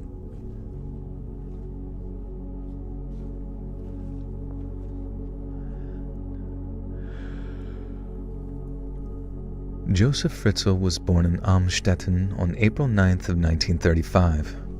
His father, Joseph Sr., abandoned his young family when Joseph was just 4 years old. Then, 5 years later, his older brother was killed in action fighting for the Germans during World War II. This left Maria, his mother, to raise little Joseph alone, who later claimed that she was both physically and emotionally abusive. At 18, Joseph began attending the HTL Technical College, graduating in 1956 with a degree in electrical engineering. And it was also around this time that he married a 17-year-old girl named Rose Marie. Over the years that followed, Joseph and Rose Marie would go on to have 3 sons and 4 daughters, including Elizabeth, who was born April 6th of 1966. But just 1 year after the baby girl's birth, her father began to exhibit some shocking changes in his behavior. In 1967, Fritzell began stalking a 24-year-old nurse in the nearby city of Linz. He kept his distance for a while, hiding in plain sight among crowded city streets. But then one day, having discovered the woman's husband was away from home, he broke into her house, held a knife to her throat, and then violated her. Fritzell was also to be... Jesus, that was a pretty 0 to 100 switch up. You've heard of postpartum depression. What about postpartum, the dad goes nuts and kills somebody? Is that normal?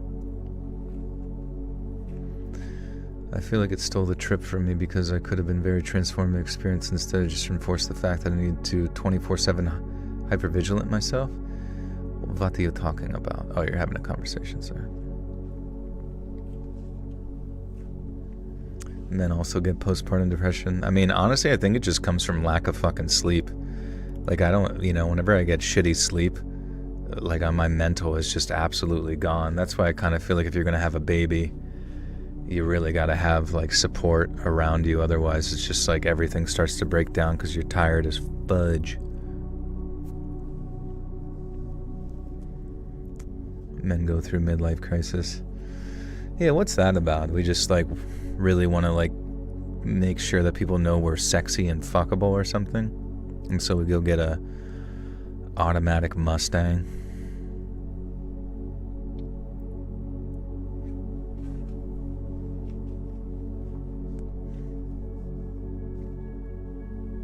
Get fixed. Get farted.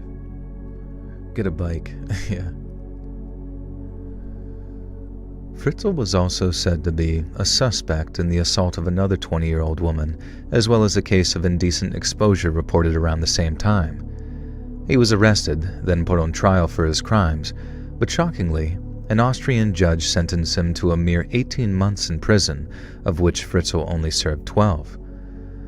Following his release from prison, Fritzell was employed by an Amstetten construction firm and then later worked as a traveling salesman.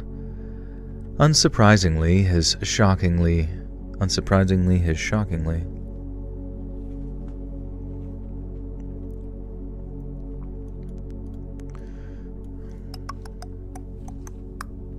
Regret?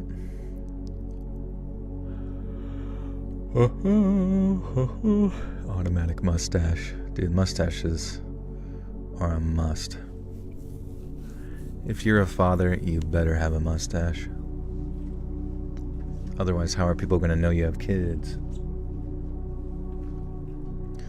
A mustache and a big pair of rimmed glasses. Unsurprisingly, his shockingly short prison sentence had done nothing to reform him, and in 1977 he did something unthinkable and began molesting his 11-year-old daughter, Elizabeth. The abuse continued, or you should say,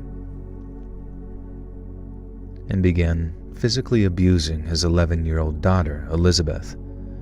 And this abuse continued for 6 long years. Then, after completing her compulsory education at the age of 16, Elizabeth began a vocational course which focused on the food and beverage industry. This required Fritzell to grant his daughter more and more freedom. Freedom she thoroughly took advantage of, as just a few months after beginning the course, she fled to Austria.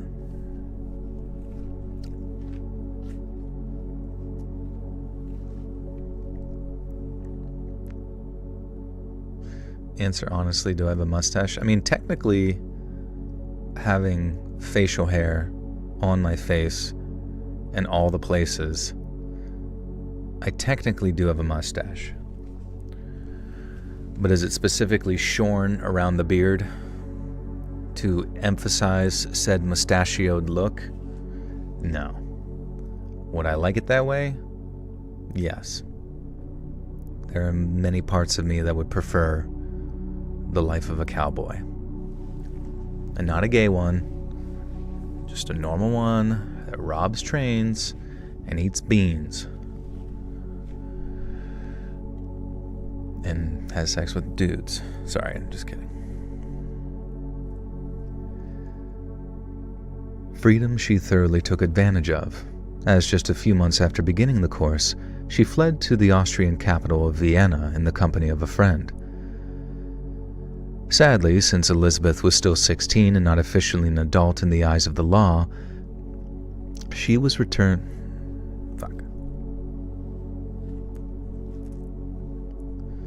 With just 17 of my closest cowboy friends on our favorite ranch.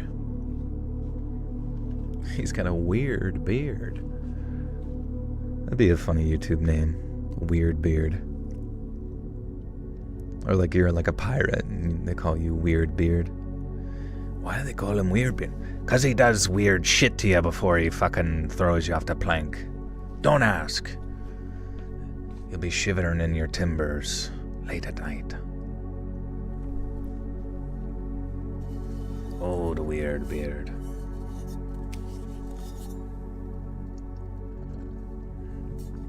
He'll take you to his island, which is also a ranch. Freaky Weird Beard.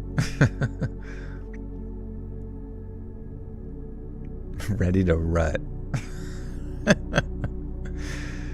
How come, like, there's never any, like, good lesbian songs?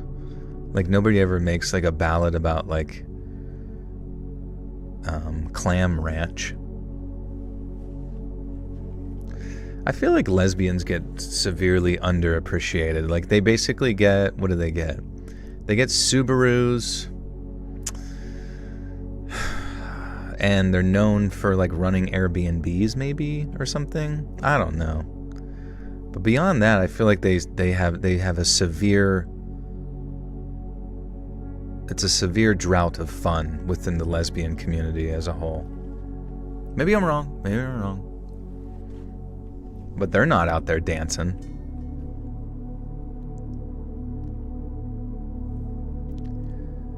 Sadly, since Elizabeth was still 16 and not legally an adult in the eyes of the law, she was returned to her family after being tracked down by federal police. Some believe that, as a way of averting another escape attempt, Elizabeth's return prompted her authoritarian father to become more lenient. But if that was indeed his new approach, it was nothing but a ploy. By the summer of 1984, a now 18-year-old Elizabeth had completed her vocational course and had been offered employment in nearby Linz. Fritzell knew that he was going to lose her, that there was no way in hell his daughter-turned-victim would volunteer to stay, and so he got to work. For months, Fritzell began working on a not-so-secret project in the basement of his home. He undertook such projects so often that it appears not even Elizabeth had any suspicion of his plans. Then, on August 28th of 1984, Fritzell asked her for assistance in carrying a door down into the basement. Elizabeth obliged her father, then after picking up one end...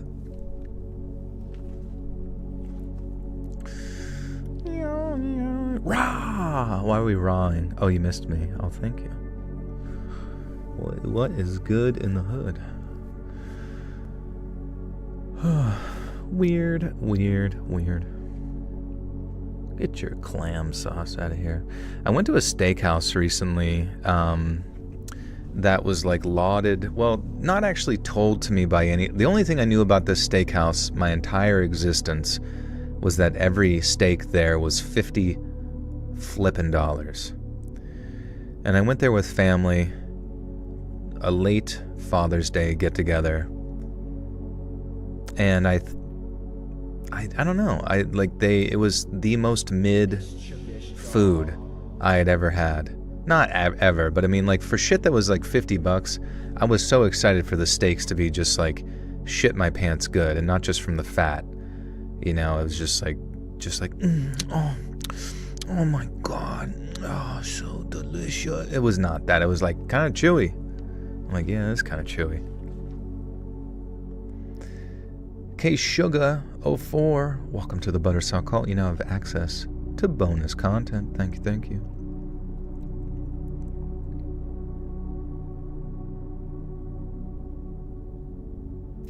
$50 for a t-shirt? What cut did I get? I got a Delmonico. I don't know, it was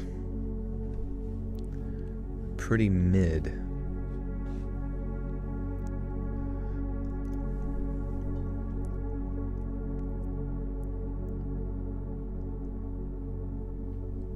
What is the meaning and origin of the Buttersalt Cult? Nobody knows here. It just sort of came into existence one day.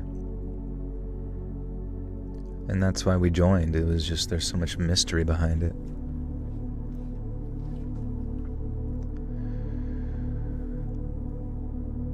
Elizabeth obliged her father, then after picking up one end of the door, she helped him carry it into a small windowless room that looked almost like a makeshift prison cell. She began to panic and asked if she could exit the basement. Her father responded by clamping an ether-soaked towel over her face before sealing her prison cell closed with the very same door she helped to carry. Once she realized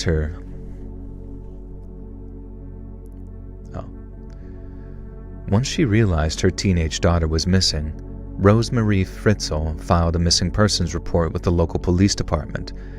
Detectives opened an investigation into Elizabeth's disappearance, but just over a month later, Fritzell approached law enforcement with a handwritten letter.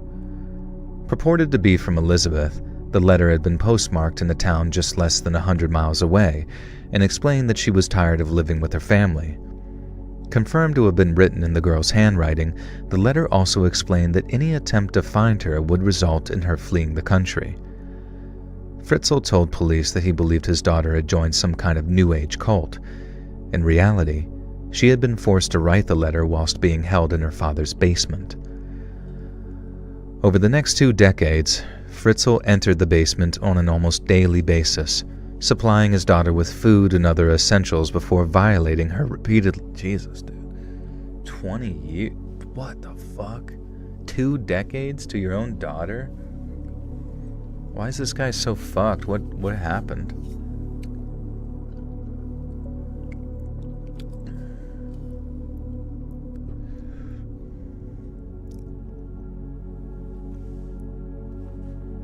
You're unsubscribing. Justin, I think you're one of the people that if you even tried to unsubscribe, it would alert me of your address. Just kidding. That's all of you.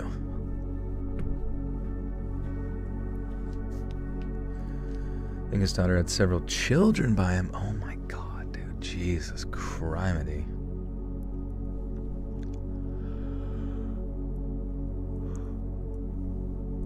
Over the next 2 decades, Fritzell entered the basement on an almost daily basis, supplying his daughter with food and other essentials before violating her repeatedly. Since Fritzell made no attempt to use contraceptive devices, Elizabeth gave birth to a total of 7 children throughout the 24 years of her captivity. One passed away not long after childbirth, but 3 of them, Lisa, Monica, and Alexander, were allowed to live with Fritzell and his wife following the approval of local child protective services. This was only possible due to Fritzell's previous conviction being expunged, as at the time, even despicable crimes like violation of others were stricken from the record after 25 years. Fritzell explained to the authorities, who were under, yeah, we just found these kids.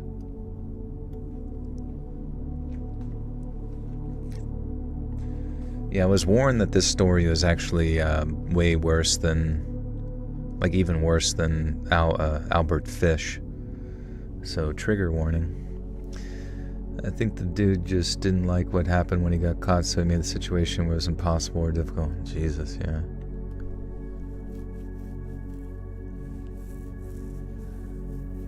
Brought to him by the stork. Pradeep's in there shitting. I don't know if you can hear it. Having a bit of a shit. Are we? Actually, you can do a variation of the filling a stuffed pepper in the onion. It's better with Texas BBQ rub and liquid smoke. Liquid smoke.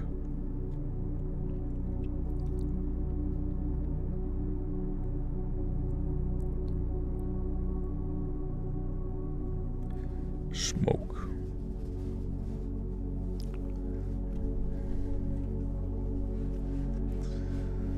Wouldn't the kids be like deformed? I don't know. Who knows to what extent though?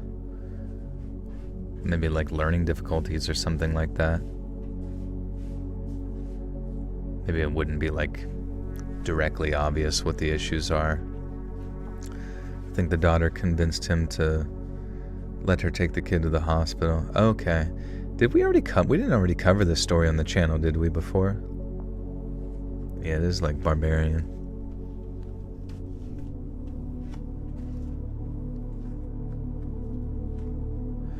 There's actually no guarantee that a child of incest will have deformities or anything.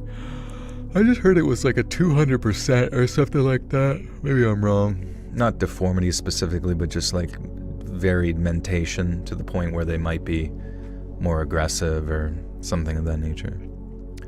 Sorry, I mean, they said he was like bragging about the stuff he was buying his mistress, but it was his daughter and no one knew. That's crazy. You heard it, yeah. I heard that somewhere, and it was me because I made it up. I know that woman will never be a restful night for the rest of her life. Nightmares will plague her forever. Yeah, Jesus. Yeah, I guess we just gotta count our blessings sometimes.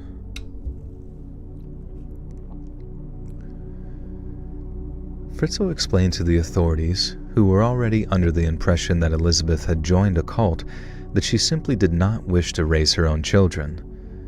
To confirm they were fit parents, the authorities sent out social workers on several different occasions, but not a single one saw or heard anything suspicious, and after a few months, the visits ceased. In 1994, and following the birth of his 4th child by incest, Fritzell decided to enlarge the underground cell housing his now... Jesus. In 1994, and following the birth of his 4th child by incest, Fritzell decided to enlarge the underground cell housing his now 28-year-old daughter and their first... Oh, okay, sorry. I'm trying to get the tone in which I say this sentence down.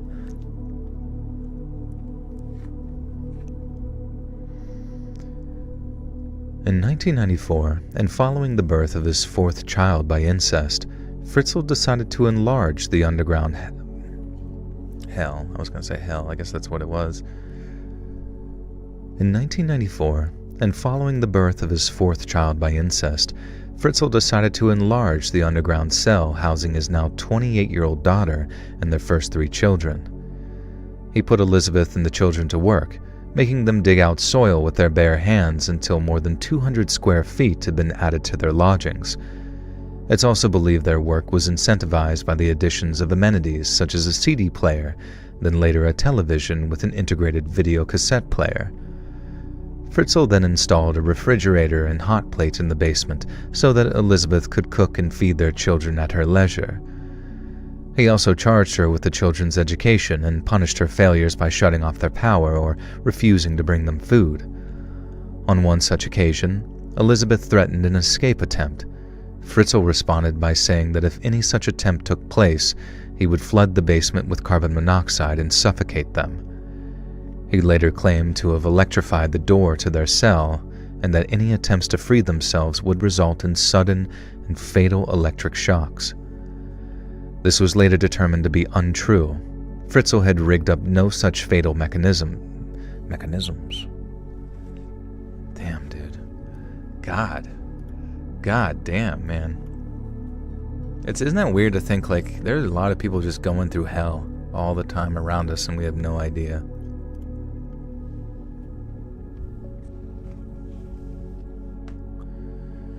Elizabeth Smart. This is Joseph Fritzell from Bavaria.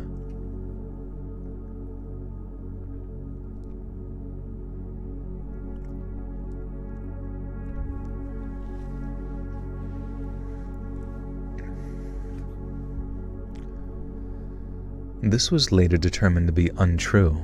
Fritzell had rigged up no such fatal mechanisms, yet the prospect terrified Elizabeth, and along with their captive children, Kirsten, Stefan, and Felix, such threats ensured their continual compliance.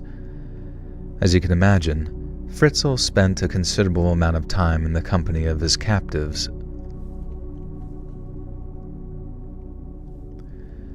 Fritzell spent a considerable amount of time in the company of his captive's second family, but he did so without drawing suspicion through what one social worker described as a plausible explanation.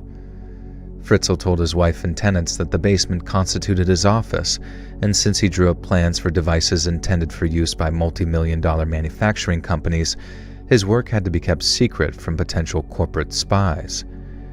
In order to maintain the ruse, Fritzell went so far as to create what was ostensibly an active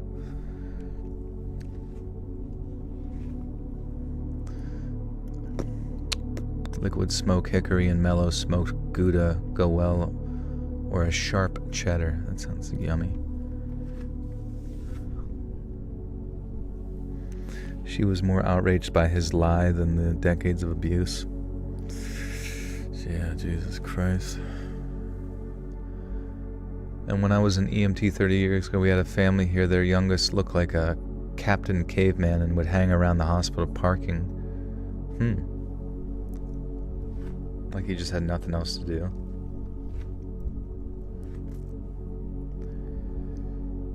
In order to maintain their ruse,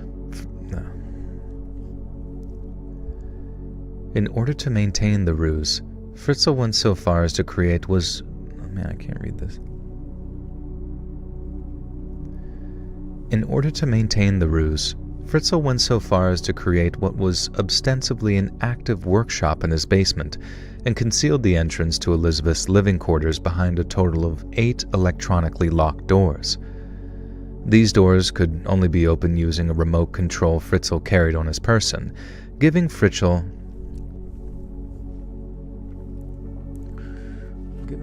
cornbread for sure. Sounds like a resounding case of weird beard. Yeah, it's a classic case of weird beard, let me tell you. Sir, what the hell's weird beard? There's an old pirate. Do weird shit to your penis. Weird shit. That'd be kind of funny as like a comedy idea. Just like a either schizophrenic or maybe like Alzheimer's, like a just like a homicide detective, but he like very clearly has Alzheimer's, but like nobody wants to tell him. Sometimes he like thinks he's solving cases or talking about cases that happened a long time ago. We almost got him. Like, sir, he's been in jail and dead for like a decade. What? You're pulling my cock. Hey, thank you, Chelsea. Good to see you.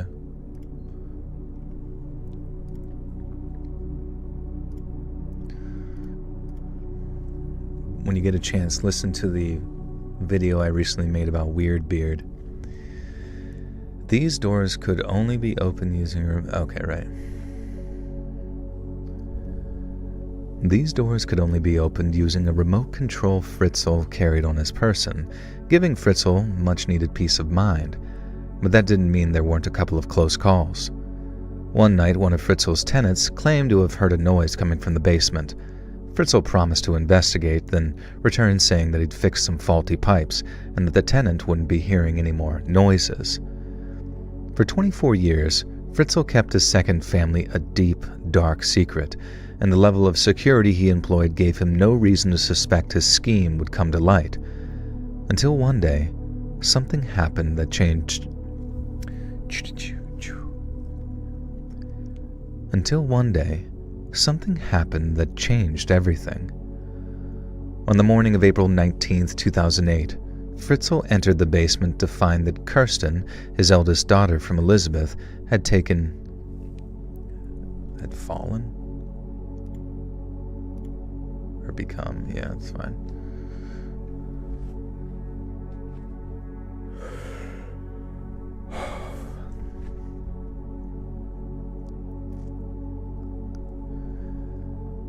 On the morning of April 19th, 2008, Fritzell entered the basement to find that Kirsten, his eldest daughter from Elizabeth, had become severely ill. Elizabeth begged her father to allow Kirsten to be taken to the hospital, fearful that she might die. Elizabeth begged her father to allow Kirsten to be taken to the hospital, fearful that she might die. He agreed. Elizabeth then helped... Man, I'm just like not there today. I don't know why. Elizabeth then helped him carry Kirsten upstairs, whereupon she saw the outside world for the first time in her young life. The girl was then taken to the hospital by ambulance after her mother was forced back into their cell. At Amstetten,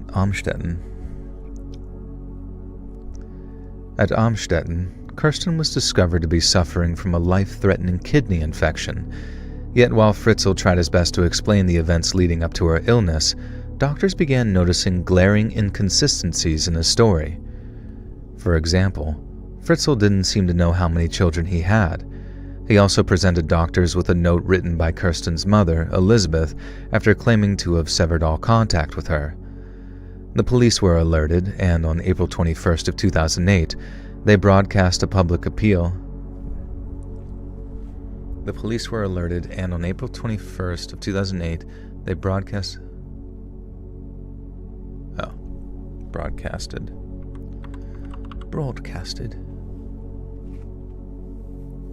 Dozing off, David. What are you up to, broski?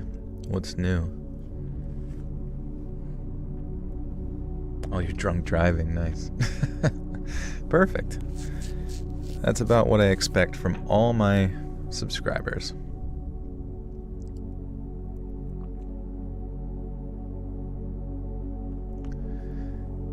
The police were alerted, and on April 21st of 2008, they broadcasted a public appeal for information regarding Elizabeth and her whereabouts.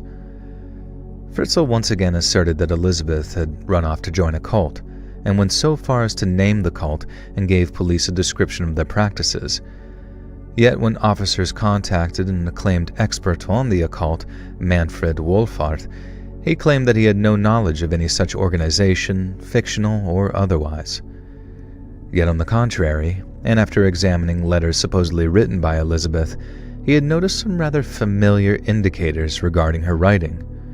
Firstly, and despite being a woman in her late 20s, Wolfart. Yeah, Mr. Wolfart. Wolfart. Oh, I fucked up. Wolfart. Wait, did I say wolfart or wolfart? Be honest. What did you hear?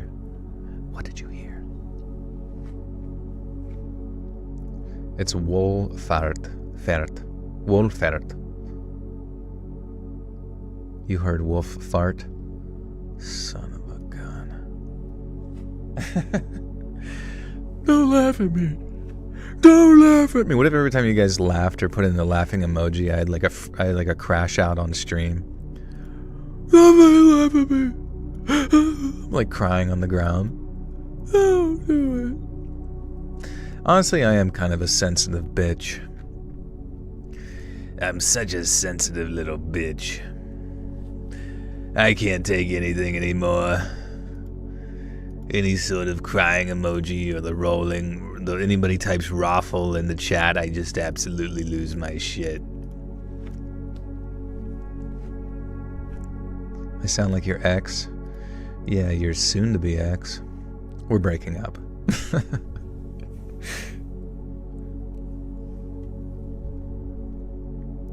That'd be funny to go up to somebody like, would you like to go on a date with me sometime? And they're like, no thank you. I don't know if it... Okay, good. You're gross.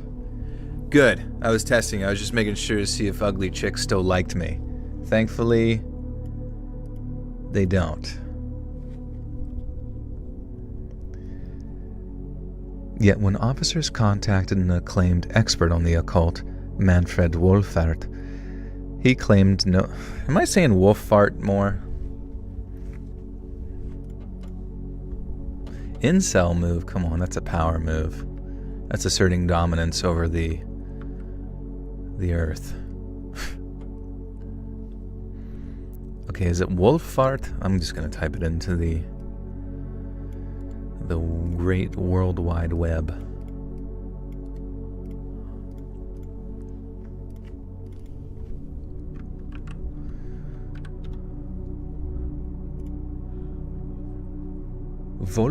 Wolfart.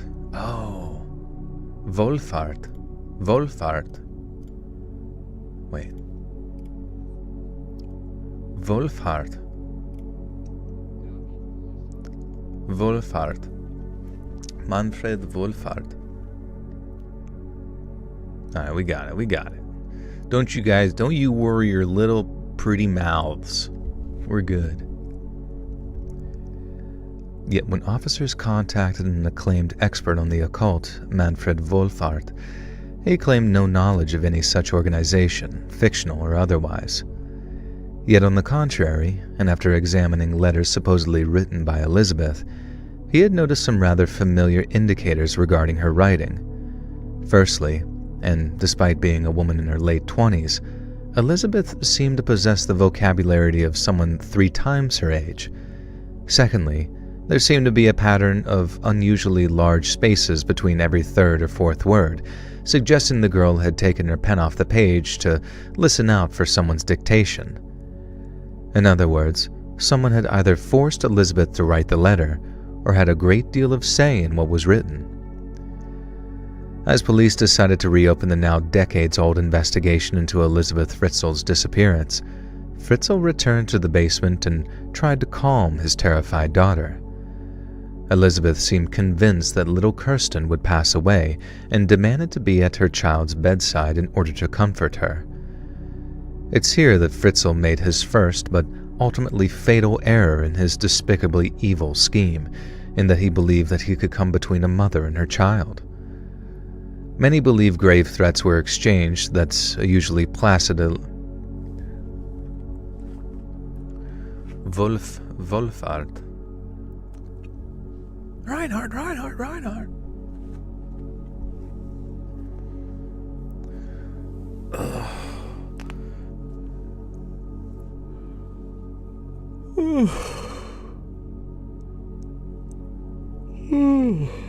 Shit, I'm not gonna be able to stay up for... Dude, I don't even know, 12 hours. You know what? I believe in myself. I gotta do it, right? I gotta do it or everybody in America dies. I'm on night watch. People ask me, why do you stay up so late? And I'm like, I'm protecting the home. bandits.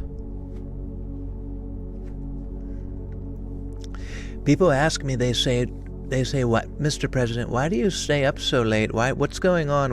Are you up playing Minecraft? Are you playing Roblox? What games are you playing? What are you into? Who are you talking to online?" I say, first off, I say none of your beeswax. None of it. If I had, of all the beeswax, it's none of yours, first off. And second, I'm playing Balatro. I'm up all night. I'm creating combos. I'm getting really big points, probably the most points, over 1 billion points accrued total, creating tons of... I don't know a lot about poker. We don't really need to know that much about poker to play Balatro. You can just get big points.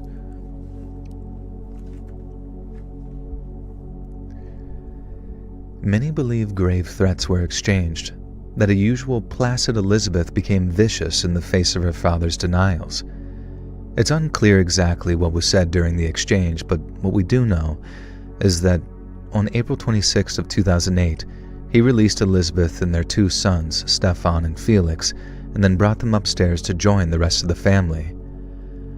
Elizabeth headed straight for the hospital, and possibly in the hopes of containing the situation, Fritzell followed. But once he was there, and following a tip-off from suspicious doctors, police detained both Fritzell and his daughter, then took them away for questioning. At the police station, Elizabeth issued officers with a shocking prerequisite to her I thought I just heard something. Did you guys hear something? See, this is why I stay up late. There's creepy crawlies. Oh no, Pradeep's right here, sleeping. Unless he coughed. Was it a cough? Sometimes he eats a little too much. He eats the food too fast. I say, "Kitty, don't eat the food so fast." He doesn't listen. Never listens. He bites me in my ankles whenever I don't give him attention. Kind of counterintuitive.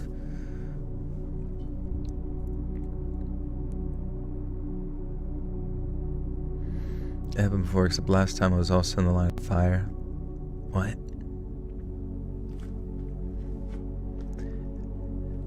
You can imagine, if he was a big cat, he'd take a big chunk out of me. Fuck. You heard a skunk? Wait.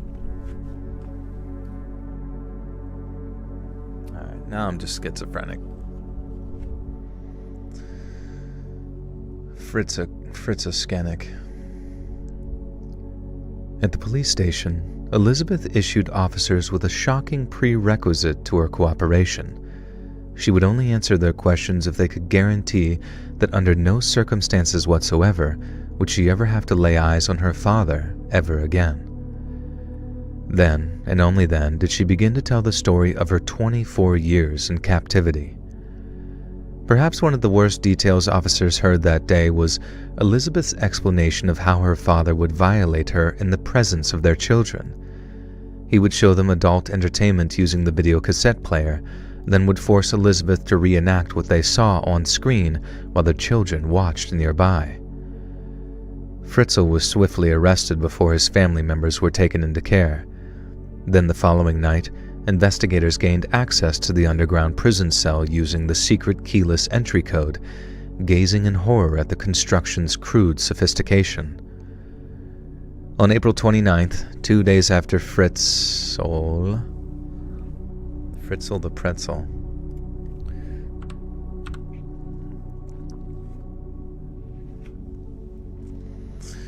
Yeah, I'm trying to reset my sleep schedule, so I want to stay up all night and then hopefully pass out at like 9 p.m. tomorrow. And then I can be a normal person for a bit.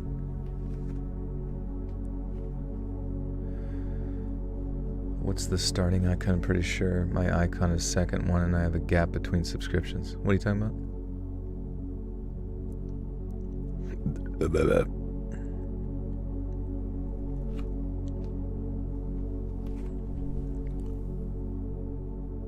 Adderall. I'm so scared of Adderall. What if I like it? Trying to be on a normal schedule. Yeah, because I'm going with friends this next weekend to to NorCal, and I just want to not be a dementor.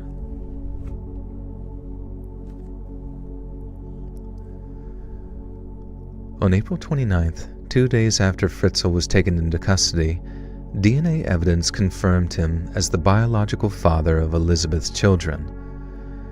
Her mother claimed no knowledge whatsoever of her kidnap or detention. Police believed Fritzell had been planning to fake his daughter's rescue from the fictitious cult he'd blamed her disappearance on. But pursuant to the agreement that she would never have to see her father again, Elizabeth gave a videotaped testimony on July 11th, categorically disproving any such claim. Prior to his trial, Fritzell claimed every intimate interaction with his daughter was entirely consensual, but he still knew what he was doing was... Jesus, dude. Going riding, yeah. Yeah, my friends want to go riot this weekend, so... we're just going to go redistribute the wealth of a Wendy's to the bourgeois Terriot or whatever. Is there a members icon, a list of icon for months joined? I think, yeah, there's a series of them. Like, you have the alien one, and then Astro's been around forever. They have the floating one, and then someone has the Buttersock, which is the highest one I can give. What's up, Naughty? And follow with baking soda, vinegar paste, and rinse. What are you doing? Yeah, what do you guys think? Is this one worse, or do you think the Albert Fish one was worse? There's a part of me that kind of like, this is fucked. But like, there's a part of me that kind of feels like the Albert Fish one was like even more fucked, because the dude was like killing kids and then eating them. And then like sending like sadistic letters to the family to like taunt the family, right? And to me, that's just like, I mean, obviously both are fucked beyond belief, but I don't know, something about that just seems like, I don't know, something about Albert Fish that just feels like he's like made up. Like, it doesn't sound like a real person whenever you hear about him. Just like sort of a soulless vessel filled with a demon upon birth. I guess, yeah, there are two different levels of insanity.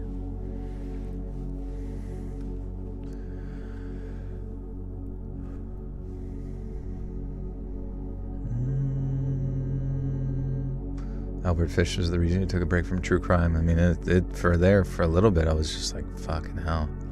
I don't think I'd ever heard anything as depraved.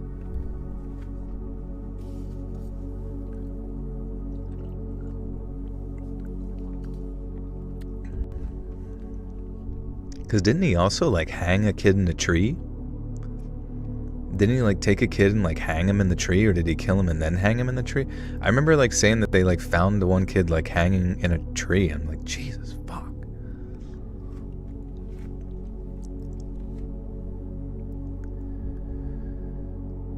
Prior to his trial, Fritzell claimed every intimate interaction with his daughter was entirely consensual, but he still knew what he was doing.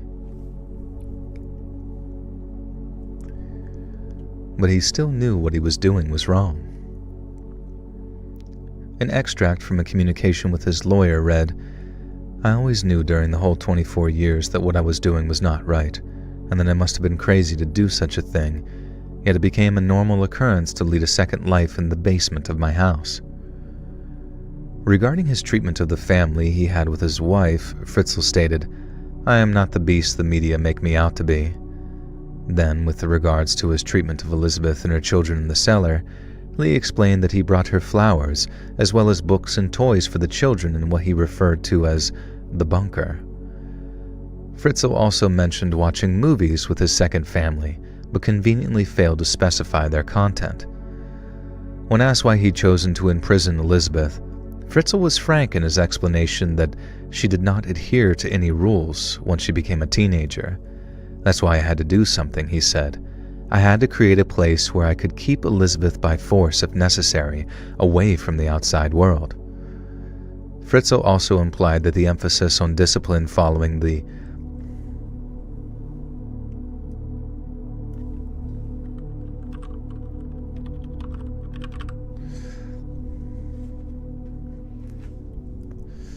do do do do do do do do do do.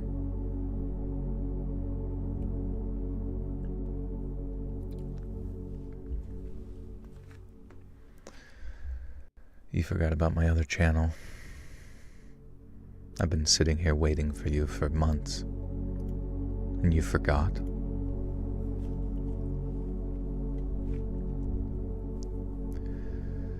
Fritzell also implied that the emphasis on discipline following the Germans' annexation of Austria, which occurred when he was just a toddler, heavily influenced his authoritarian views regarding obedience to the family patriarch. When asked about his mother, Fritzell spoke at length, saying she was the best woman in the world, and as strict as it was necessary to be with a boy of his nature. He did, however, claim his mother used to beat him until he was, quote, lying in a pool of blood on the floor. It left me feeling totally humiliated and weak, he explained. My mother was a servant, and she used to work hard all of her life. I never had a kiss from her, and I never cuddled, although I wanted it. I wanted her to be good to me. But she called me a demon, a criminal, and a no-good. I had a horrible fear of her. Naturally, investigators believe that Fritzell's relationship with his mother explained his maladaptation, and what he told them thus far was merely the tip of the iceberg. In 1959, Fritzell and Rosemarie had been married for almost 2 years when Fritzell's mother asked to move in with them. She was getting older and needed her son's help in caring for herself, so initially, Fritzell played the part of the dutiful son. He moved her into the attic.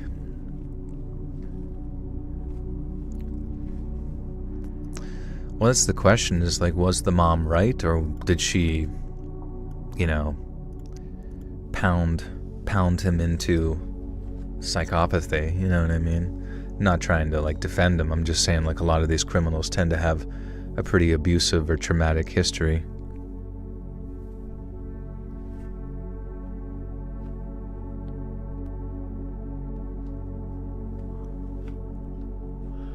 Return or rejection happens to everyone. Follow suit and everyone treats the child like they're evil.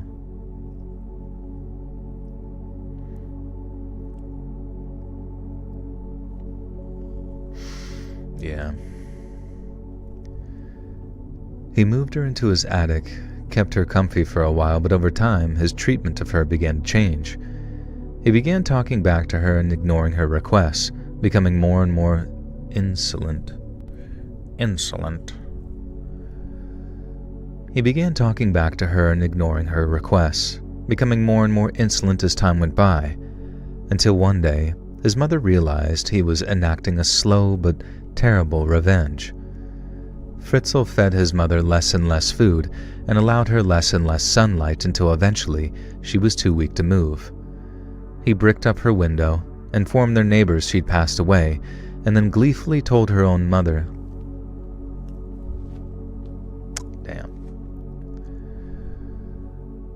He bricked up her window, informed their neighbors she'd passed away, then gleefully told his own mother that the world outside...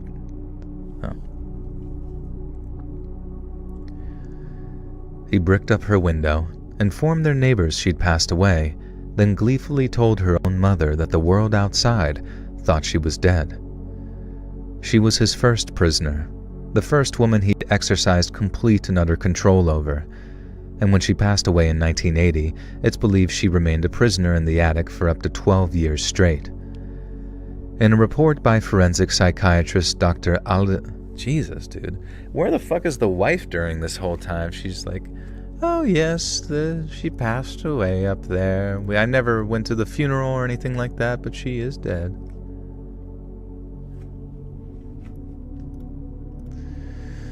Forensic psychiatrist Adelheid Kastner. Adelheid. Sorry, let me see how you say this one. Adelheid.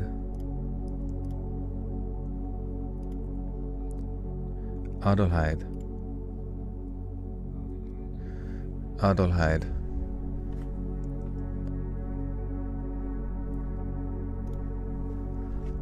She's like, you can't go in the basement. Why? Because there's ghosts. You can't go in the attic. Why? Because there's ghosts. This house is riddled with them. Do not go looking. In a report by forensic psychiatrist Dr. Adelheid Kastner, who conducted extensive interviews with Fritzell, he described how his subject believed his pathological behavior was innate, as in, he was born bad. Fritzell claimed to have always harbored evil thoughts, but that the plan to imprison Elizabeth came to him while he was serving his prison sentence back in 1967. He believed it would be a way of containing his, quote, evil side, saying, "I was born to hurt women, and I held myself back for a relatively long time. I could have behaved a lot worse than just locking up my own daughter." Dr. Kastner swiftly diagnosed Fritzell as having a severe combined personality disorder and recommended he receive psychiatric care for the remainder of his natural life. Finally, on March 19th of 2009, after a harrowing 4-day trial, Fritzell... They are not friendly ghosts. They're the ones that, crawl in you and make you melt.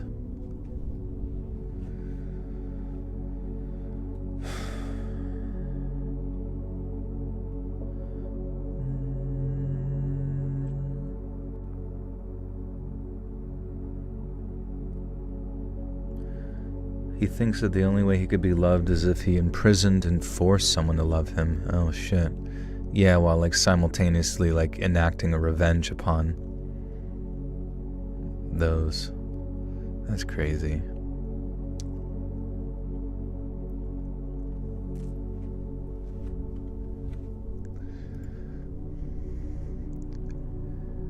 Finally, on March 19th of 2009, after a harrowing 4-day trial, Fritzell pleaded guilty to the charges of the murder by negligence of his infant son and grandson, Michael, as well as decades of enslavement, incest, violation, coercion, and false imprisonment. He was sentenced to life in prison, but has recently been moved from a high-security psychiatric unit to a regular prison, whereby he can live out the rest of his life in relative comfort. Son of a bitch!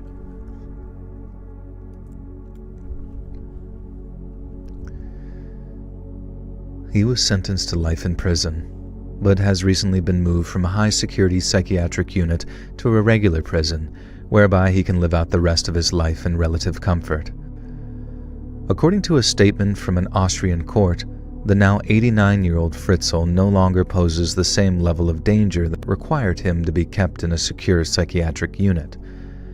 They added that due to progressive dementia and physical frailty, he is, quote, no longer likely to commit a criminal offense with serious consequences. But can a man such as Joseph Fritzell truly be anything other?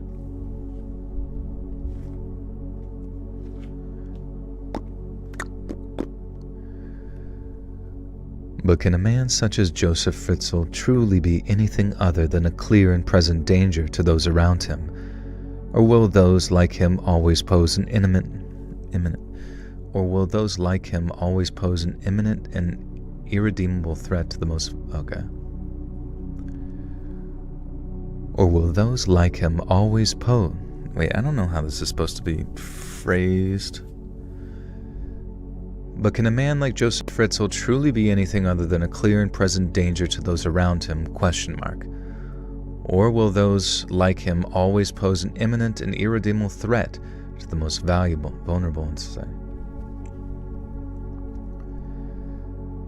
But can a man such as Joseph Fritzell truly be anything other than a clear and present danger to those around him? Or will those like him always pose an imminent and irredeemable threat to the most vulnerable in society? What's up, Clip Man? How you doing, dude?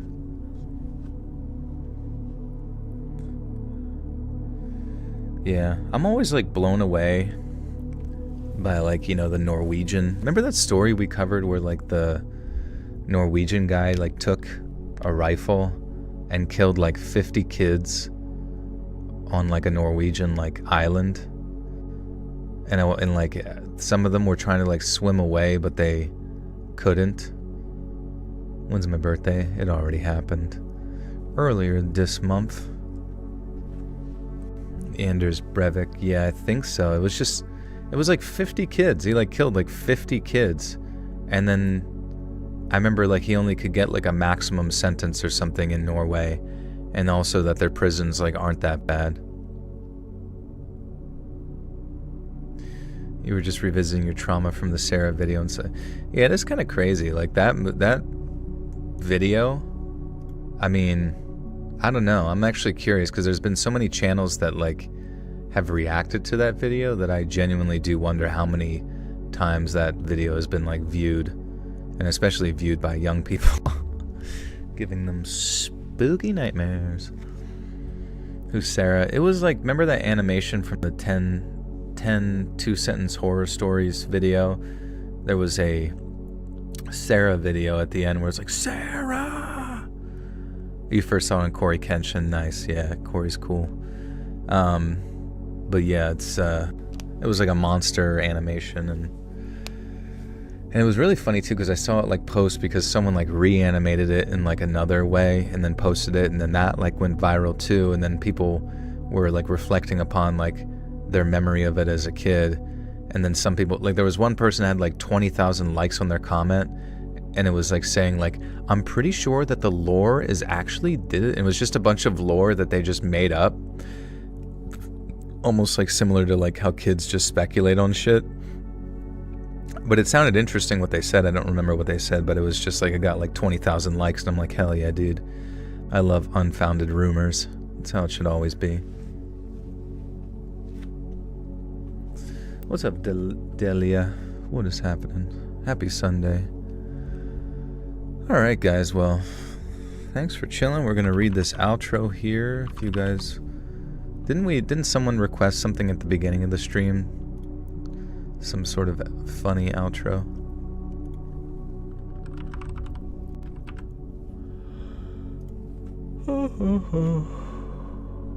You're making up lore for a creepypasta? I wouldn't mind like reading a creepypasta on the channel that's just like hardcore a creepypasta like iconic character, not like, you know what I mean? Like who are the most hardcore creepypasta characters that exist right now? Jeffrey the Quiller, Slim Man,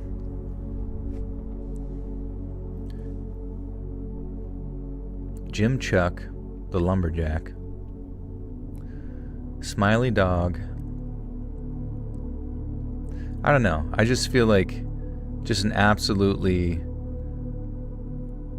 How would you even like write like like an iconic creepypasta character at this point? What would that even mean? It's essentially just a scary story, right? Jim Chuck, the No Tuck. He lets it hang. Black-Eyed Children. Was that one of the early creepypastas? I don't even know. I know it's like a concept. And Skibbity Toilet. The Rake. The Raki. The Rake and the Hoe. And the Shovel. I'm just sad more people didn't hear our version of Smile Dog. I thought it was pretty clever. Oh, you guys did like on the No Skleep podcast, you did a rendition. Mick Mouse, as we all know. Oh, there we go. Yeah, we should do a Mick Mouse. Hey friends, thanks for listening. Click that notification bell to be alerted of all future narrations. I release new videos every Monday and Thursday at 9 p.m. Eastern Time. And there are super fun live streams every Sunday and Wednesday night. If you got a story, be sure to submit them over at my email, letsreadsubmissions@gmail.com, and you might even hear your story featured on the next video. And if you want to support me even more, grab early access to all future narrations and bonus content over on Patreon, or click that big join button to hear about the extra perks for members of the channel. And check out the Let's Read podcast, where you can hear all of these stories in big compilations, located anywhere you listen to podcasts. All links in the description below. Thanks so much, friends, and I'll see you again soon. Wait, we gotta think of something else to say. Yeah, Slim Shady's one. Wait. You guys didn't even think of anything funny. You just gonna leave here? You didn't even write a single joke all night? I gotta write every joke. Good evening. There's a big scary monster outside my house. You probably didn't know that because you don't even believe anything scary. You just think that God's not real, and you just think that you're just gonna get a job one day, and someone's gonna hire you, and you're gonna be making money and have a family. Yeah, right, bucko. Remember to tuck your chuck. All right, maybe I'll do that. Let's do the Mufasa, remember? Oh, that's right. Wasn't there something like that?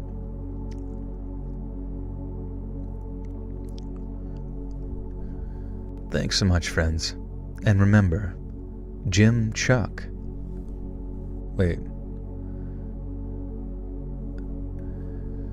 Thanks so much, friends. And remember, Jim Chuck doesn't tuck. Wolf fart. There's a creepypasta. Wolf fart. Oh, that's right. These stories are as real as Jessica Biel. Meek Mouse. Oh yeah, there we go. That was funny. That's all I need. Honestly, I know I'm succeeding when you guys type haha. Every time you guys type haha, I know I won. What's this other one called? It's a video on my channel called 10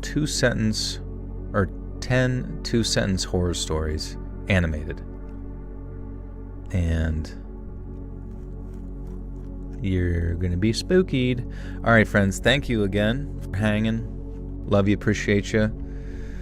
I'm probably gonna try to pull an all-nighter here. Maybe I'll even get the audio edited for people over on Patreon first thing. It's only $1 a month over there if you want early access. And then, yeah, I'll get this video up on YouTube, same time, same place. Be sure to go subscribe to my new true crime channel. It's called Saturn Soul. New videos out every other Tuesday. So we'll probably have one out next Tuesday.